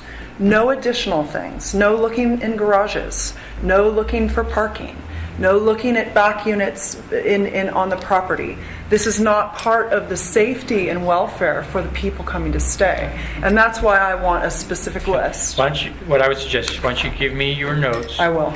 And I'll work with John. We'll develop the guidelines, instruction set, whatever else, to give to the inspector for the inspection. Yes. Because it's much different from an inspection. That you have for. And I'm reluctant to put it in an ordinance because those codes change from time to time, and you'd have to go in and redo the ordinance every time they come up. Oh, I don't think it'd be an ordinance specification. That's what we're working on here. Correct, but Tom, we're also working on the notion of having the printed rules of conduct when you come into the property, that you'd have the specifications around, we are working on both. is what I hear you, so I think we can do this. Yeah.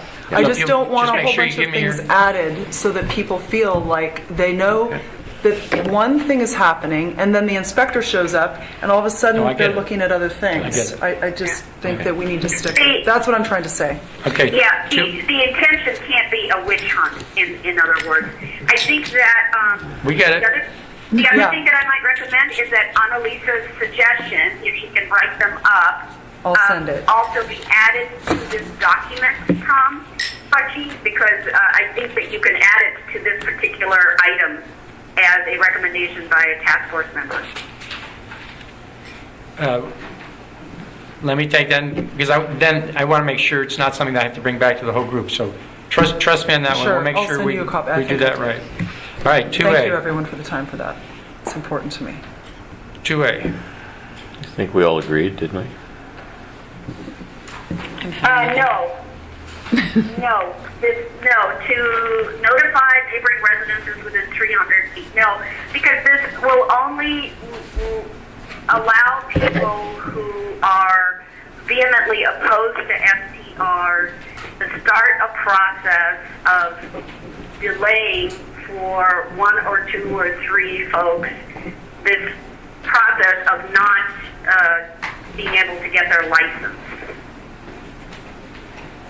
You know, I think this is a way for those who absolutely hate STRs to be able to say, no, I have received prior notice of this STR application, and I absolutely don't want this in my community, so I'm going to go up in front of city council, I'm going to lobby, and regardless of whether these people are good actors or bad actors, I'm going to stop this from happening. So I vehemently disagree with this. I think this is not similar to a permit process where I'm adding a garage and I'm going to be, doing additions or whatever. I think this is very different. I think it would be accurate to say that at the last meeting, we all agreed that the neighbors should be notified, and that some of us agreed that it should be notified before the permit was issued, and some thought it should be the neighbors should be notified at the time the permit was issued. Would that be accurate? Right. I think that's accurate. That's where we left it. And didn't you say the planning commission has been weighing in on this? Has been at least discussing it among themselves? Yes, I'm not sure if everybody in the neighborhood is noticed within a 300-foot radius. If this is not a public process, if a use permit is not required, who are people who have complaints going to complain to? The person issuing the permit, the license. But So that would be process, staff, right? Yeah, that would be staff. Yeah. And what would be the staff? That would be one person, right? Correct. So if it was a public process and there was a complaint about a proposed STVR, then the person complaining would come to a 7-member board and have to present the complaint, and it would have to be reasonable. If the applicant had met all the criteria, I have not experienced an unreasonable response to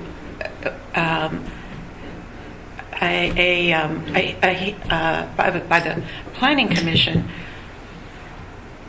when someone that would stop the process. There's an appeal period that if the planning commission upheld the permitting and the person complaining didn't like that, they could appeal. So far, I believe I've heard correctly that this task force does not want it to be a public process, so there's that follow-up wouldn't be in place. Puts the burden of, is this a reasonable complaint on the staff? If that's what the task force recommends, then so be it. I don't see that, Alka, I don't agree with you. I don't see that as a problem. I don't see that. From what I've heard, Robin, and maybe you're not hearing from the same people, but from what I've heard, and I don't mean to call anybody out on city staff, but what I've heard is that city staff is leaning towards the people who don't like STRs because they are continually complaining to city staff. And I guess if I work for city staff and all I heard were people coming in and doing the complaints, then I might lean towards them as well. But there is a propensity on the part of city staff to lean towards the folks that are complaining and not necessarily towards the SDRs. So if you leave this up to the discretion of city staff, I believe that you will have a lot of unhappy property owners and that this is going to lead to some lawsuits. I just want the city to not have to deal with lawsuits because they are so expensive. I have an addition to this. We started out in the beginning as a courtesy notice. And I loved the idea, Jan, that you do that with all your clients, and it seems to really mitigate problems. And then you had suggested an open house. And we started with the spirit of that. And now we've completely come to this place of where the neighbors are notified and they have to give kind of a permission, and the process of going for weeks. I mean, Well, I think you're reading into it. Yes. Not that it can be written better, but I think you're reading into it what isn't there. It's not asking the neighbors for permission, and it's not an extended process. Basically, the application is submitted. Yes. It takes whatever amount of time for that application to be processed. While that application is being processed, the inspection is being asked for, et cetera, The neighbors are notified, and prior to issuance of the license, if there is a legitimate issue that's raised, then it needs to be dealt with. If it's just a neighbor, I don't mean just, if it's a neighbor saying, I really don't want that next door, but I don't have any, it's within the ordinance, I agree it's legitimate, I just don't want next door, then the staff can't act on that. Can't say just because somebody doesn't want it that the license is going to be issued. It has to be a violation of the ordinance and for the license not to be issued. So I don't think it's asking for permission from the neighbors, and I don't think it's going to hold up the process. Yeah, I'd like So to what is also. the intent then? Well, I think the intent is notification of the neighbors so that they know what's going on.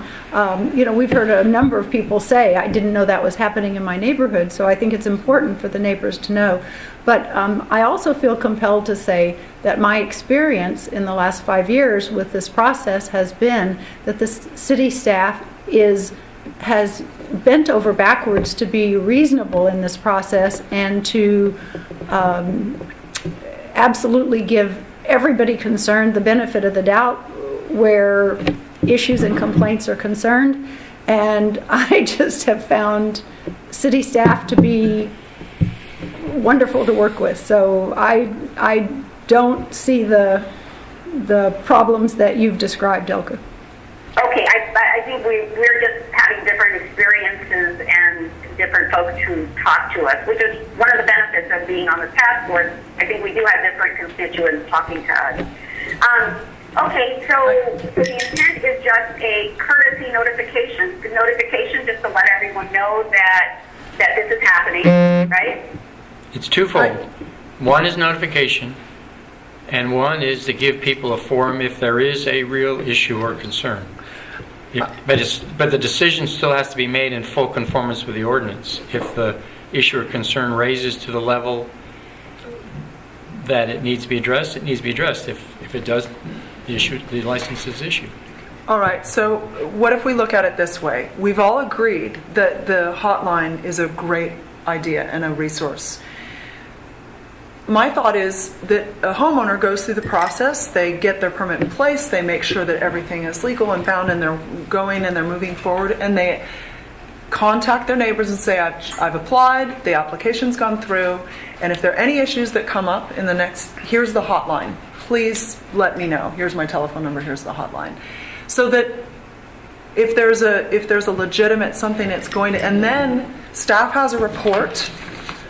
We have the 2 complaints kind of that we've all agreed on, and if they don't limit their complaints to 2, then we already have a system in place to monitor that right now.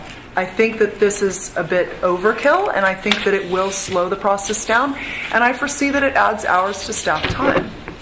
Because it's this process by which then you've got to gather everybody, and if somebody has a problem and they've got to do a hearing, and let's try the hot button and see if it works, and within this year time, whoa, that is just not working. That this is a recommendation that comes. So one of the reasons staff has been doing inspections is some percentage of permit applications are not correct. Yes. Either accidentally or on purpose, what's represented for the property is not correct. Or could be misunderstanding, whatever else, but it's not factually correct. So I have absolutely no problem with an outside certified inspector inspecting based on a certain set of guidelines. But I'm not, if we specify those guidelines, then the inspectors are going to do that and nothing else. The neighbors are there. They know what's been going on. They know I think we need to give them, just as we do in use permits and other city permit processes, I think we need to give the neighbors a chance, because this is going to impact neighborhoods. I think that's vital, and just because somebody says, I don't want it, is not a torpedo. I think you all are assuming that one neighbor can block something. If there's a reason it should be blocked, then that reason should be heard and considered. And if it blocks it, there was a problem with that idea in the first place. I agree with both of you, and I think that works with that hotline. it could, the first week that somebody rents, if there's something that is a grievance, the hotline it's a registered complaint. And it's something that has to be a viable registered complaint. Well, then you forced the city staff, you said about not wanting the city staff to do extra work. You forced the city staff to go through the entire process of issuing the permit and to find out to only to find out that there's a problem with the property itself. So I think that you... Then we're going to have to do this with long-term rentals too. I mean, how can you just... Well, I think there's something over here about long-term rentals. With so. that specific... But yeah, it just... Nobody... Annalisa's absolutely right. Nobody with a long-term rental applies for a permit to rent, though. So, that's going to take a whole other discussion about how you know where the long-term rentals are and how they get permission to put a long-term tenant in their house if you're going to make that a requirement. But that's a whole other discussion. Let me make a suggestion. Under number 3, we have additional recommendations, and some of these are sort of recommendations that we really strongly feel that folks should follow. Under number 3F, it says create an STDR renter guidebook and encourage STDR open houses for neighborhoods.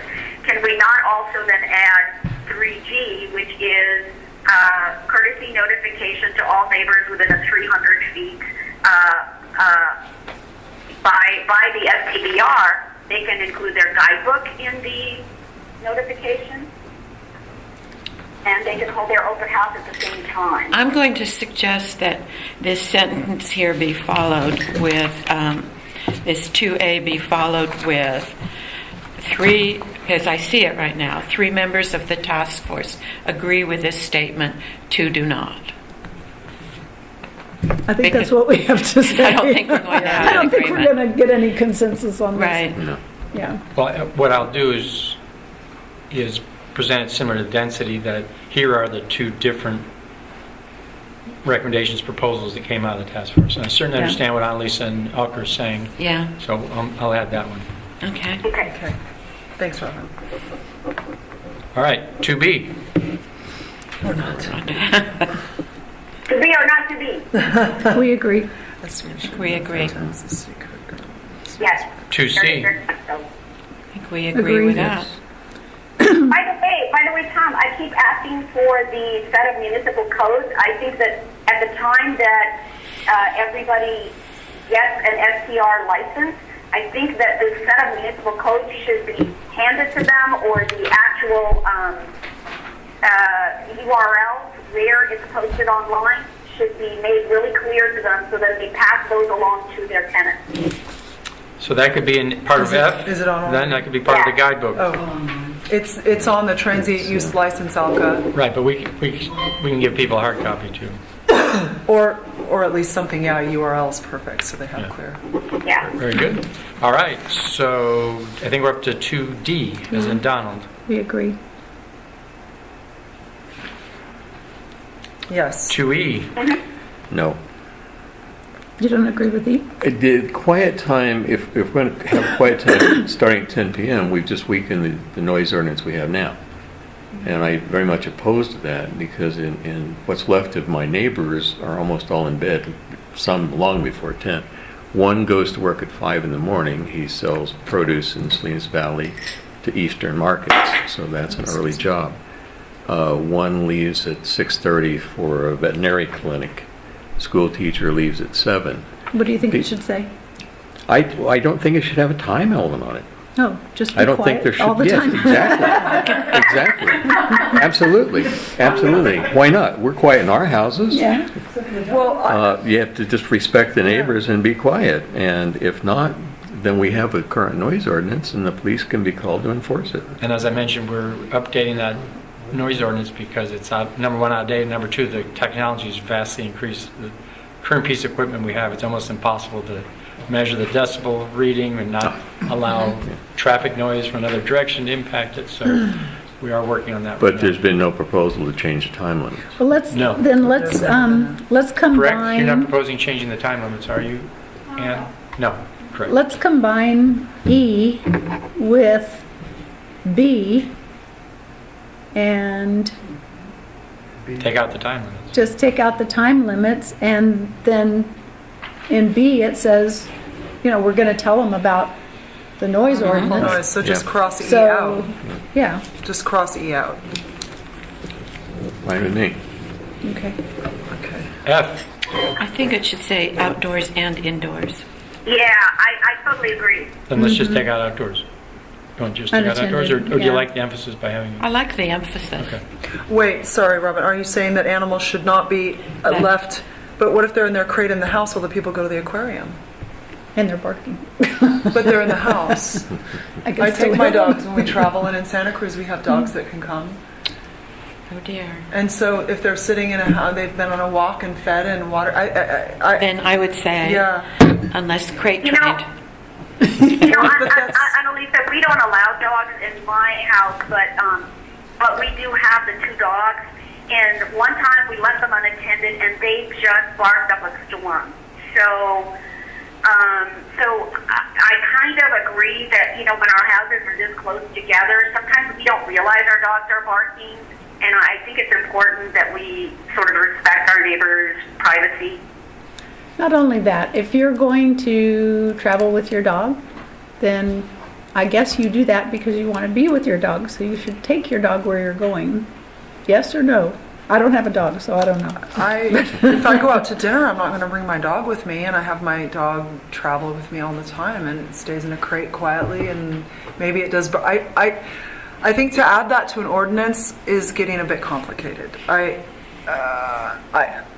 had suggested this based on the gentleman that came to speak, because they put the dogs out in the backyard and let them run and bark because he works on Saturdays, or he's home on Saturdays. And I thought that is so reasonable. Here's another example where now we're taking that baseline and kind of saying no dogs. Oh, But if the dog is... Lisa, I have a suggestion for this. Okay. Actually, this is covered by the noise ordinance.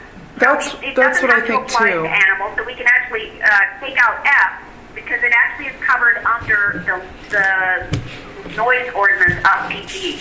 And if you have a barking dog, you can call the police. That makes sense. Dog barking next door, and the police will issue a citation. I see 4 people crossing it out, Alka. So. And I would just add, this includes pets.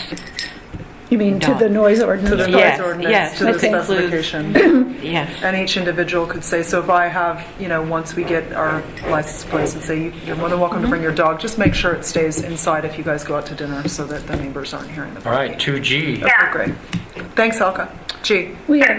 Don't we have that now? Yes. Okay. We So- have that. We have that now, so cross Yeah. G out? Is that correct? No, leave it. We do have that now. Yeah. Well, we don't need to add it if it's already in. It's just extra work to read it, Okay. right? As long as it's clear we're not removing it. Yeah, no, we're not. It's in the ordinance Yeah. now. I don't think anybody suggested removing it, so it's good. H. I have a question. What is a confirmed complaint? This past Saturday Hold night, on, now. we had one of the most disturbing things we've had in our neighborhood to date. There were 16 people in all crowding into a 1-bathroom house, and they were dropped off over a period of an hour by vans, and I was in the house and I heard all the doors slamming continually.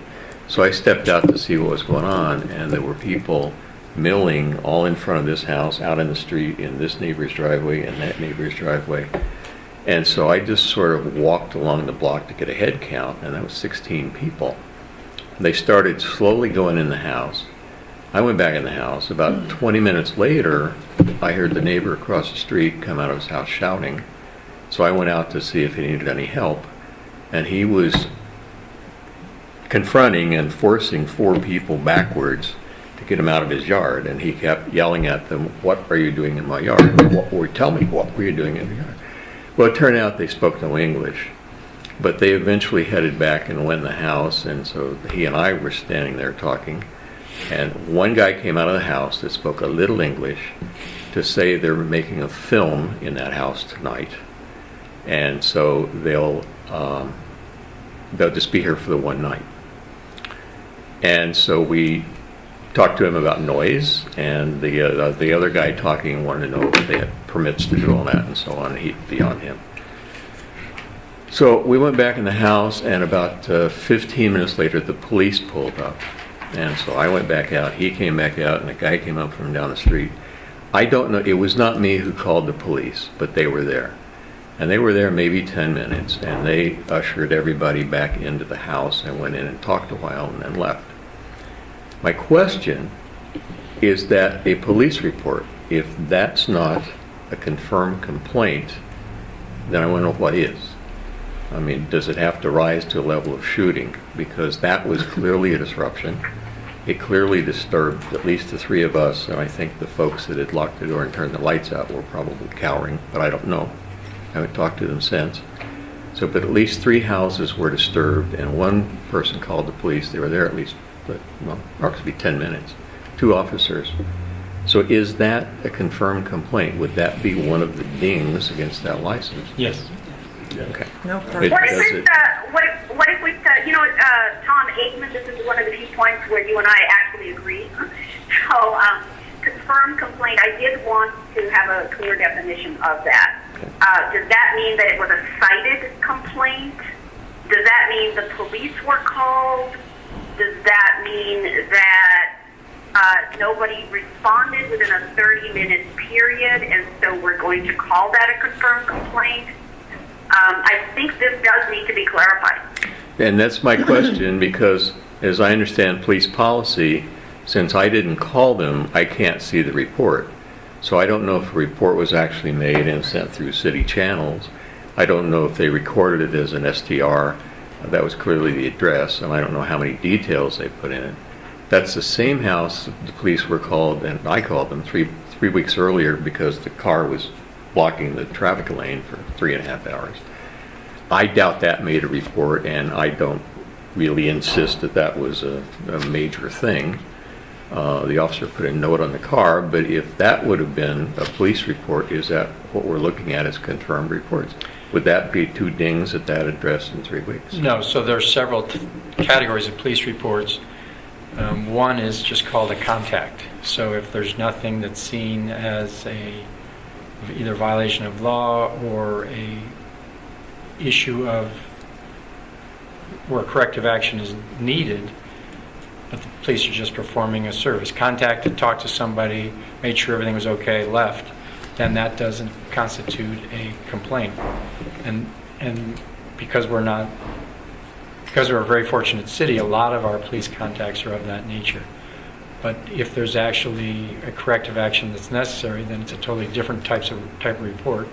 And I see both types. I see all of those every week. So based on the database that Jocelyn, Haroon, and Terry are working on, we will have the ability to have those distinguished. This is a location with a short-term license. Okay. So we'll know.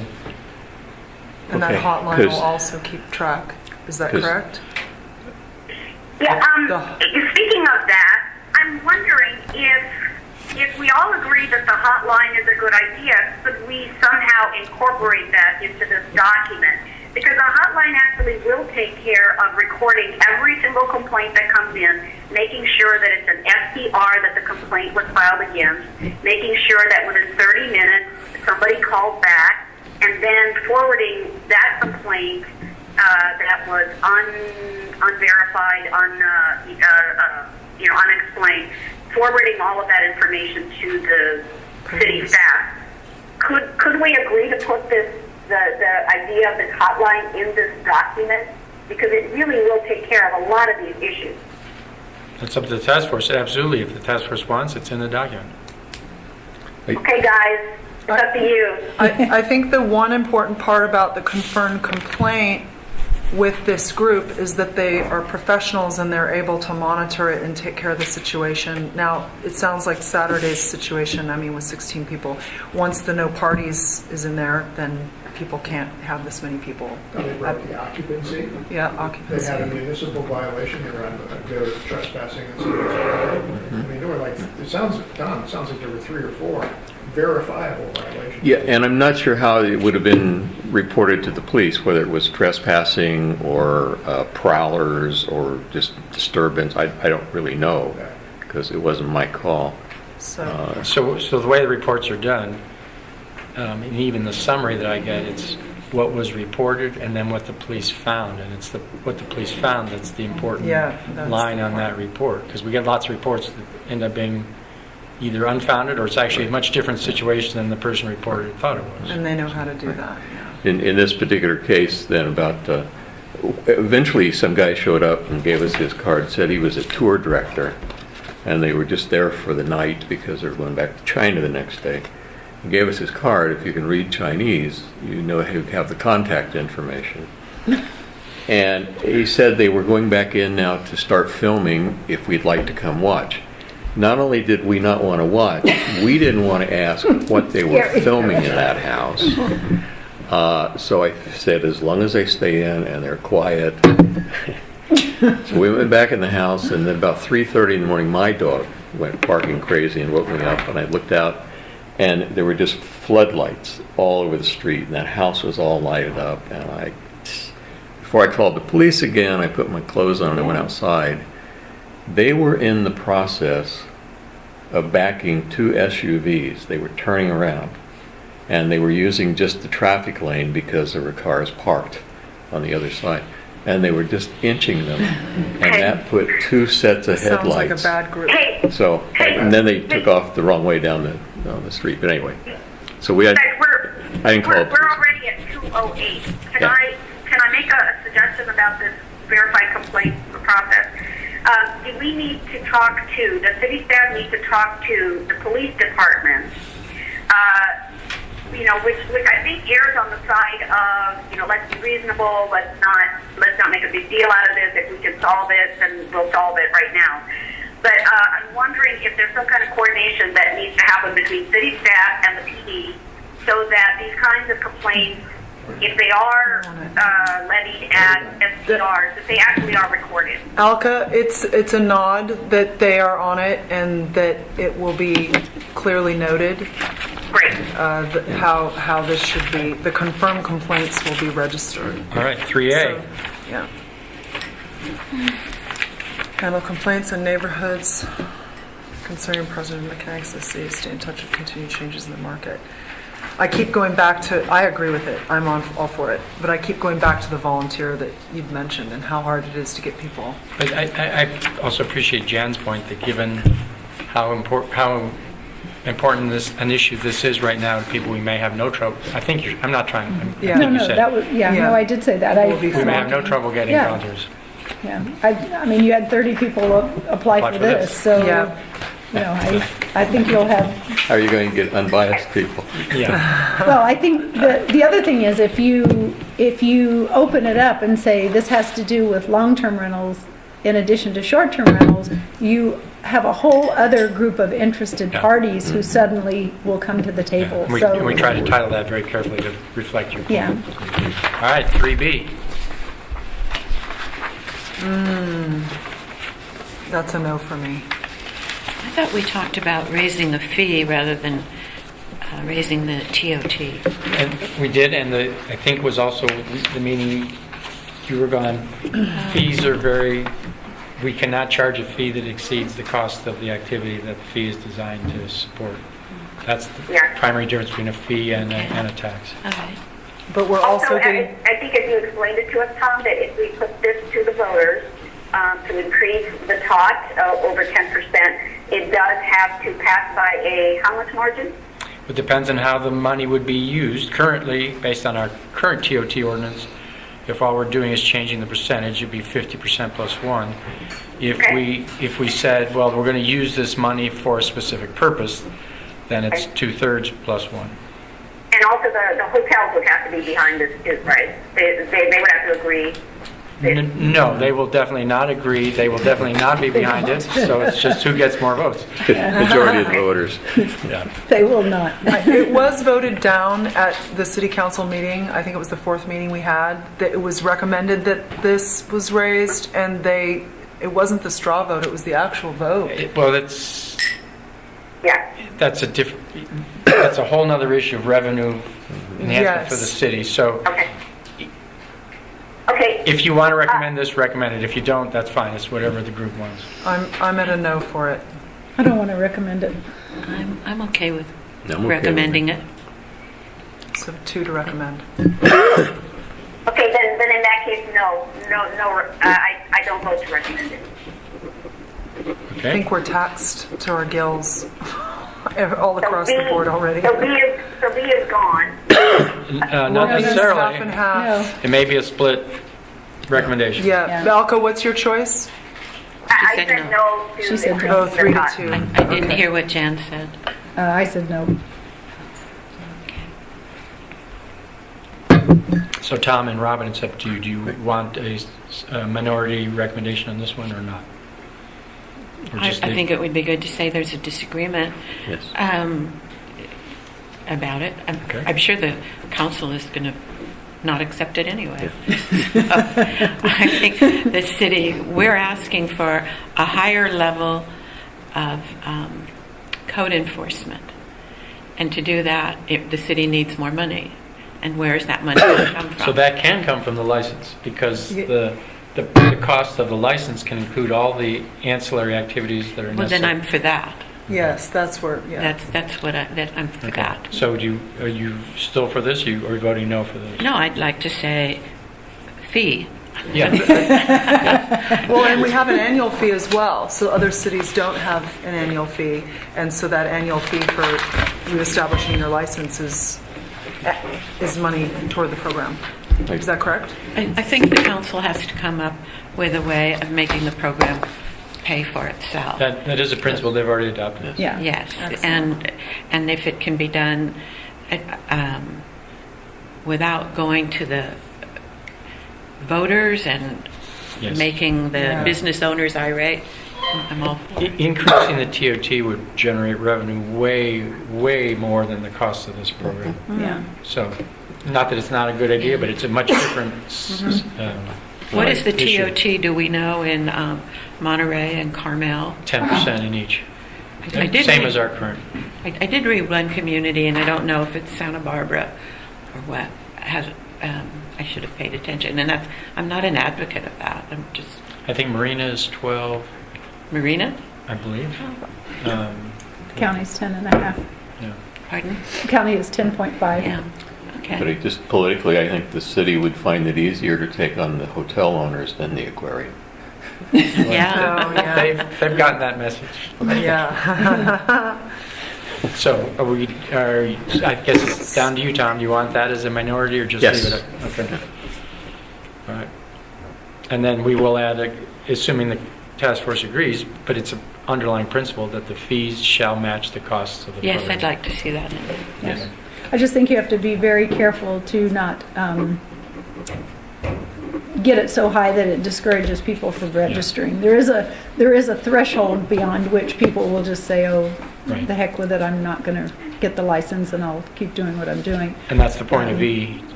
If we keep the need low, then the costs are low by definition. Yes. But we've already reduced costs because the inspections will be done. Yes. Right. We have a lot of things in place that'll really improve the time to process these. This doesn't speak to penalties for some of the troubled cases that are going to take time and expense to collect. The penalties should be high enough to reimburse those costs, but I'm not sure how you do that. Well, can the city calculate the cost of what it takes to deal with the complaint? I mean, if so, send the owner a bill and expect a check. So you can do that. I thought that the hot button process has a fee associated with it. Well, we're not, Yeah, the hotline- we're talking hotline's about, but we're talking about two different things now. We're talking about a situation where there's a complaint that the city, who is not manning the hotline, has to deal with. So if the city has to deal with a complaint, there's obviously a cost associated with that. And so the property owner should expect a bill for that, it seems to me. In what case would the city receive a complaint outside of the hotline?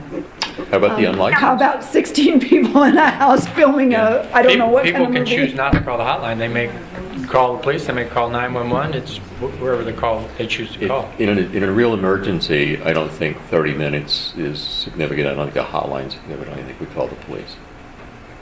So let me just be 911, clear. You're yeah. saying that if the police are called, then someone receives a fine? Not necessarily.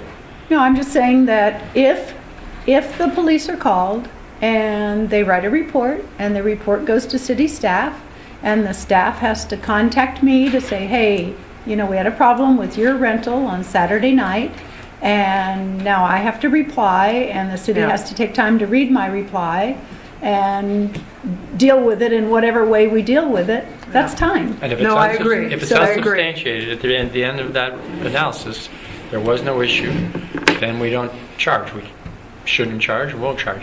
Yeah. If at the end of that process it is substantiated, what I hear Jan suggesting is not only does that become strike one of two, there would be an invoice sent. I think, yeah. And would that be in stated? the document that I presented last week, it actually has exactly that process where city staff does issue a citation, and the citation can have penalties associated with it. Most cities seem to issue citations. They start at $250 for the first complaint, $500 for the second complaint, so that it escalates. Can it be on the permit, the license that the applicant receives, that they, Yes. whatever legal term Yes. that Because the city attorney could come up Right, with and it's also part of our ordinances, it's very, Yeah. yeah. Yeah, it'll in be the an event ordinance. they, yeah. And probably part of the frequently asked questions, so people are very aware, because Jan, like you said, it takes about 3 separate confirmations. I have children. If I don't put it everywhere, they won't get it. So anyway, yeah, I like the multiple. So it's been recommended in the hotline. Yes. Can I, since we keep talking about the hotline, can we have an addition to these additional recommendations on number 3? It can be either A, you can start off with A because I think City Council is going to really like the hotline idea. I think we should start with A, contract a professional hotline service for STRs, for handling STR complaints. Yeah, in fact, you had already suggested that. I already have it down. Thank you, okay. Tom. Okay, Great. So that will go, Tom Preci, under additional recommendations? Correct. Okay. C, 3C. This Yep, is very good. this is a big one for me. 3C. Keep the process easy for the Okay. applicant. D. Wait, I have a addition to that. We've got to get this application process down. I know that we've been in the middle of chaos and figuring it out and whatnot, but I would like to have some sort of date or time that is reasonable that people would receive their application. They're already going through hoops. They're doing what they need to do to come together, and I would like this to be seen. I mean, how long would it take to call somebody up? Jen, you probably are more familiar with this. 3 days to get an inspection. So Well, I don't, to a week, 3 to 5 I think days. it totally depends on what the workload is of the city staff. I can't really imagine that, they could say that it'll be 3 days or 3 weeks. Well, I mean, what it I would- just, I Yeah. don't, I have not found the process to be burdensome or complicated. I think it's one of the easiest applications for any sort of a license or permit I ever saw. So I don't know. It's easy. Well, And so I have 12 people that have contacted me saying it's taken months and why. So I think, and I respond back by saying we're in the middle of trying to get everything straightened out. We've got a lot of questions happening, just be patient, whatnot. I think it's reasonable to ask that the process, once we get everything kind of shifted, a week. Okay, what I would reply to that is, if it's taken months, then there must be something about your property or your particular situation that has complicated the issue. Do you have an unpermitted structure on your property? Do you have more than one unit on your property? Do you have, who knows what else? But the ones that are very straightforward, they happen very quickly and promptly. So, if anyone said to me, there's it's taken months, then I would ask the question back, what complications have you run into, or what?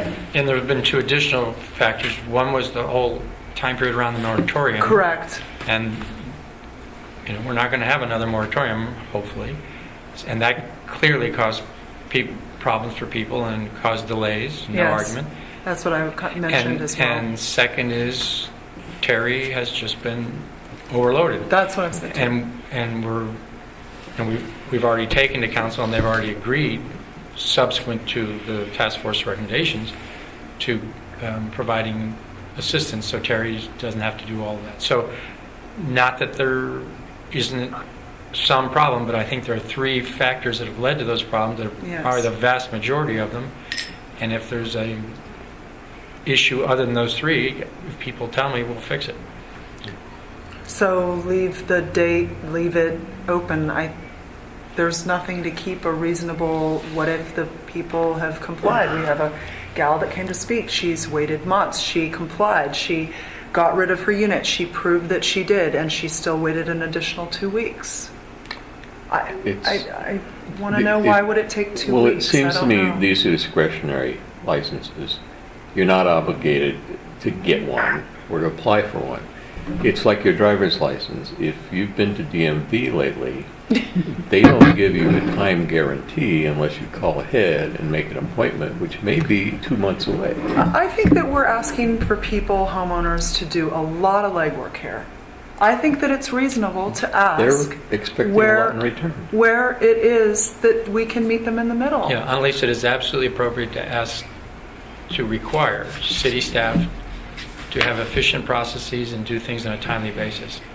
I think the problem is, current. I agree with that principle. I think the problem is trying to specify a time limit because it's going to be much different if everyone is renewed on July 1st than if it's sequenced throughout the year. So I don't think we're smart enough at the moment to set a time limit, but the principle is absolutely valid. And I have no problem with saying the principle in here. Because we need to perform. We're being paid to perform. Right on. Thank you for adding that, Tom. That was one thing that easy for the applicant, something about the time frame. And I've heard from people too that it was really easy. And it just happened in Santa Cruz, I just, within 48 hours, received it. So I will add some phrasing about timely. Timeliness is important. Time is money. It's absolutely true. It needs to be timely. So is it a matter perhaps that... C could say, keep the process easy for the applicant, and that the applicant has a right to expect a response from the city in a reasonable amount of time. Something to that effect. Yeah. Okay. Oh, this one, D, required periodic inspections. Wouldn't we just go the inspection process once and that would maintain your permit? Or was it an annual? What do you think? Oh, I haven't that's heard a that. whole huge issue of its own. Yeah. Totally outside this group's, but and maybe we didn't phrase it very well. The point, I think, those of you who said this were trying to make is we need to be fair in between. long we have term, property. excuse me, I didn't see yeah. So Forgive me, I thought it was periodic inspections of No. my blood sugar starting to How about E? So going back to D for a How second. how will that work? That's tricky. Yeah. I know. I think it's added in there to kind of do the... It would be a lot legal- easier to take that out. Maybe that's something that needs to be discussed with the city attorney to see how to understand what it is that some members of the task force wanted, which is fairness for long-term versus short-term. And that's why it's here. And does he have a suggestion about how that could be worded, or even if it could be? I like that, Robin. I do too. I think that's a good point, because the last thing I would like to I want to see set up is neighbors turning neighbors in for things that they don't like or see, so the hotline once again will address a situation potentially for both short and long term. Girlfriend lives next door to her house. She goes, I know that they're dealing in there. It's horrible. The trash is I don't everywhere. think the hotline's going to deal with anything to do with long term. Because they're only going to take calls for the address. For short term itself, it won't deal with long term at all. And if they're dealing in that, they should be calling the police, not the That's what they Really? do. She's done. She calls like once a month and nothing happens. No. I know. What, maybe, It's not that nothing happens. okay. Maybe it's because the police have contacted the owner and the owner, And they under also- the auspice of the current law, doesn't have any, they say everything's fine and we're set and they keep renting. She might not know what's happening. Substandard people. She probably doesn't know that something's happening Correct. behind On the the property. scenes. Yep. Okay. Okay, we have 2 more minutes. Oh, wow. Okay, so we agreed with E? Fine, Yeah? F. fine. Yeah. Then, to me, there's a G that I forgot, Robin. That is your point. City to strengthen its neighborhood parking permit program so that the process is easier, Nice. no harder than getting a short-term. Right, except I did speak with Commander whatever who was absent. Lincoln. That seemed like a truly unwieldy process. Yeah. So, The, I mean, if you want me to include that here, I'm more than happy to. No, it seemed like, how on earth would you do it? We've got to it- rethink the whole process. I agree. It just, permits would have to go with the short-term vacation rental tenant. As he pointed out, tenant leaves with the permit. What does the next one do? It creates a staff issue. And what about guests that come to the homes of the permanent residents? So we can leave it out. Very, Just- very I didn't difficult want to leave it out if you. to enforce, and absolutely no support for marking parking places. It's just those were the 2 suggestions. And Tom's reason is absolutely the appropriate one. You can actually pack a lot more cars in when people work together. As soon as we set the limit, so. It's a plus or minus. So. That's a good point. I'll just pass along some neighbors were just in Washington, D.C., and they stayed in a short-term rental at one in the Capitol. There are no short-term rental parking allowed on the street without a permit, which you go to the D.C. police station To get it. yourself to take out. Wow. Needless to say, they relied on taxis. So, Yes, and you know, San Mateo has an ordinance. If you park on the street at night, you have to go and get a permit to park on the street. I don't know if that was for all vehicles or just for motorhomes, but you wake up in the morning and there's a ticket on your vehicle. So the next time you go to visit your kids, you go to the police department and get a permit. So I People do it. I will redraft this based on everything direction you give me, and I will send it back out to you for editing. Please then return it to me. But I need from you any attachments. Jan, I think you have some really good materials, either from your firm or I others. know, and I said I was going to send it to you, and I didn't do it, so I'll do Not a it. problem. So any attachments that anybody wants, please make sure you get to me. I've got just one. I have an objection to ALCA's, unless that's clearly one person's opinion labeled as such. I want to make very sure that's not coming from the task force, because I disagree with many things in there. Okay. You know what I can do, Tom Farchi, is I can send you the much clearer maybe idea of that whole the hotline issue, because that's really the thing I want to make sure that we enact. Very good. That solves 2 problems. Thank you. What about the number of occupants? Yeah. Thank you. Oh, I think that was when you were gone. Jan went through a pretty comprehensive mini lecture on what the Department of Real Estate allows and requires, right? Well, it's not the Department of Real Estate actually, but we were talking about HUD's requirements at the federal level, and then what the California Department of Fair Employment and Housing uses. So really, in order to not... That was the 2 + 2 + 1 or something? Yes. 2 per bedroom plus 1, yeah. So in Right. order to not create any fair housing violations, we can't be more restrictive than 2 per bedroom plus 1. However, you could be that restrictive. So I guess the question, for the task force and for the city would be, do you want to be that restrictive? And that's what the current ordinance.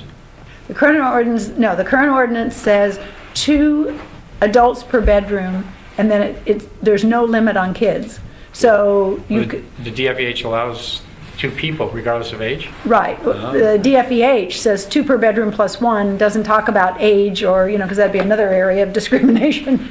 Isn't But- there something on the current ordinance about adults 18 and over? Yes, the current ordinance says 2 per bedroom, and then it's open-ended as far as kids go. So you could have, in a 3-bedroom house, you could have 6 adults and 6 kids or 8 kids. So are or we going to whatever. address that or not? Well, that is the question. I mean, Didn't we, well, I don't know that we acted, but didn't we recommend taking out the age thing when we went through the ordinance?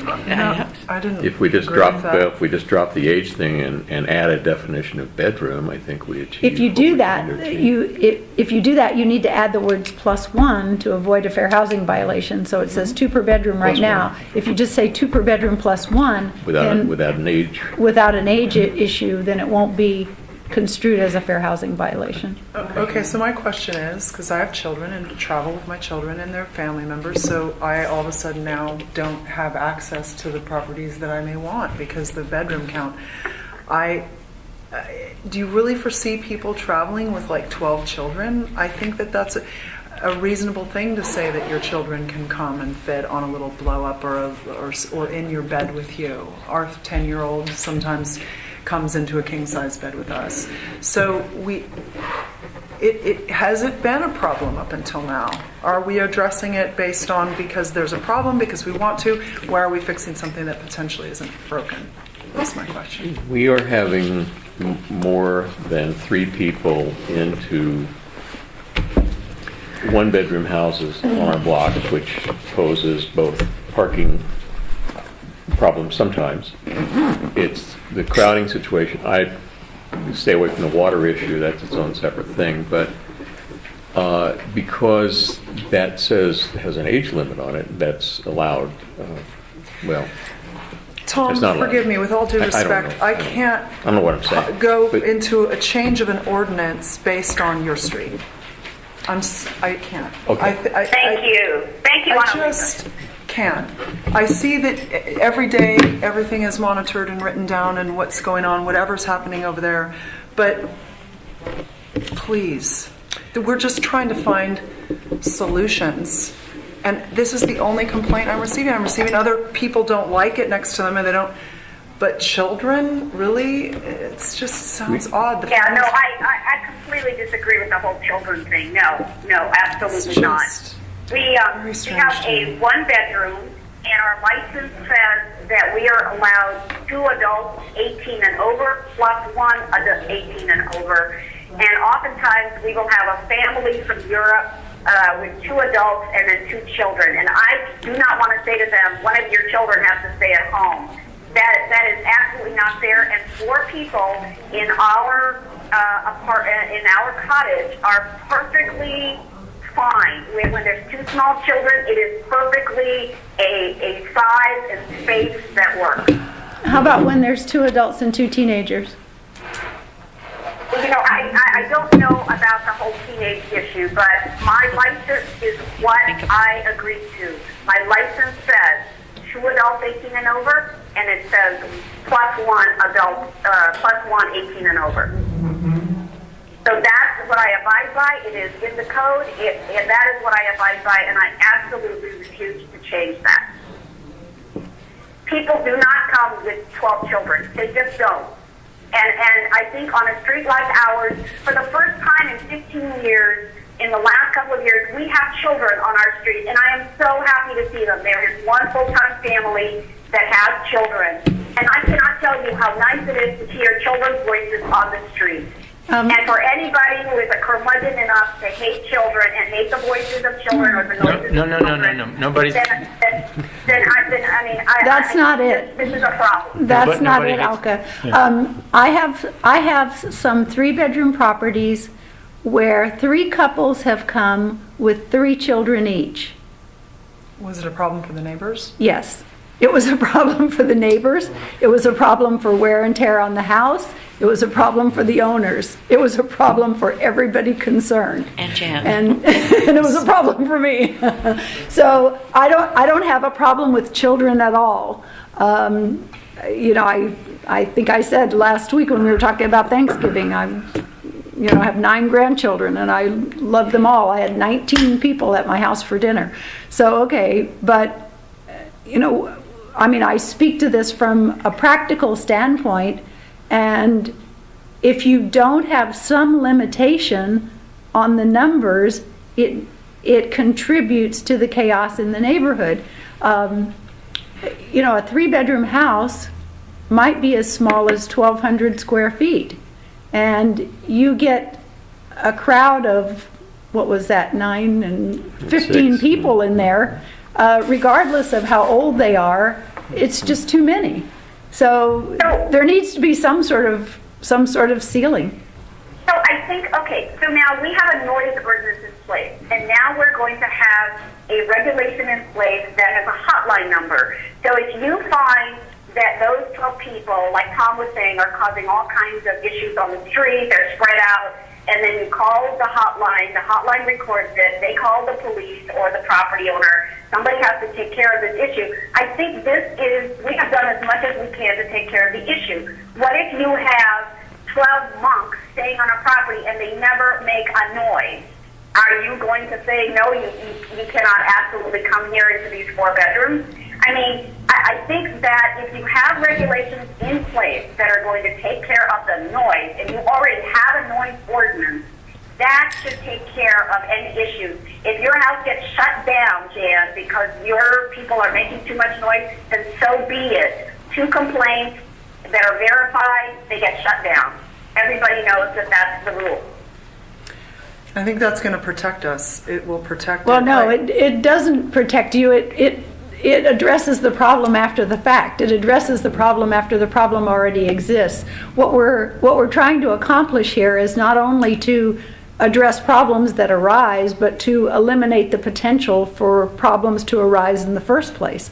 So whatever we can do to keep those problems from arising, such as a renter's handbook and notifying neighbors and limiting parking and all the things that we've talked about in these last few weeks, I think are extremely important. The neighbors have consistently told me, we don't want to have to police our neighborhoods. We don't want to call you. We don't want to call the police. We don't want to call the city. And they don't, and I don't blame them. So I want us to try to do everything we can to try to head this stuff off at the pass.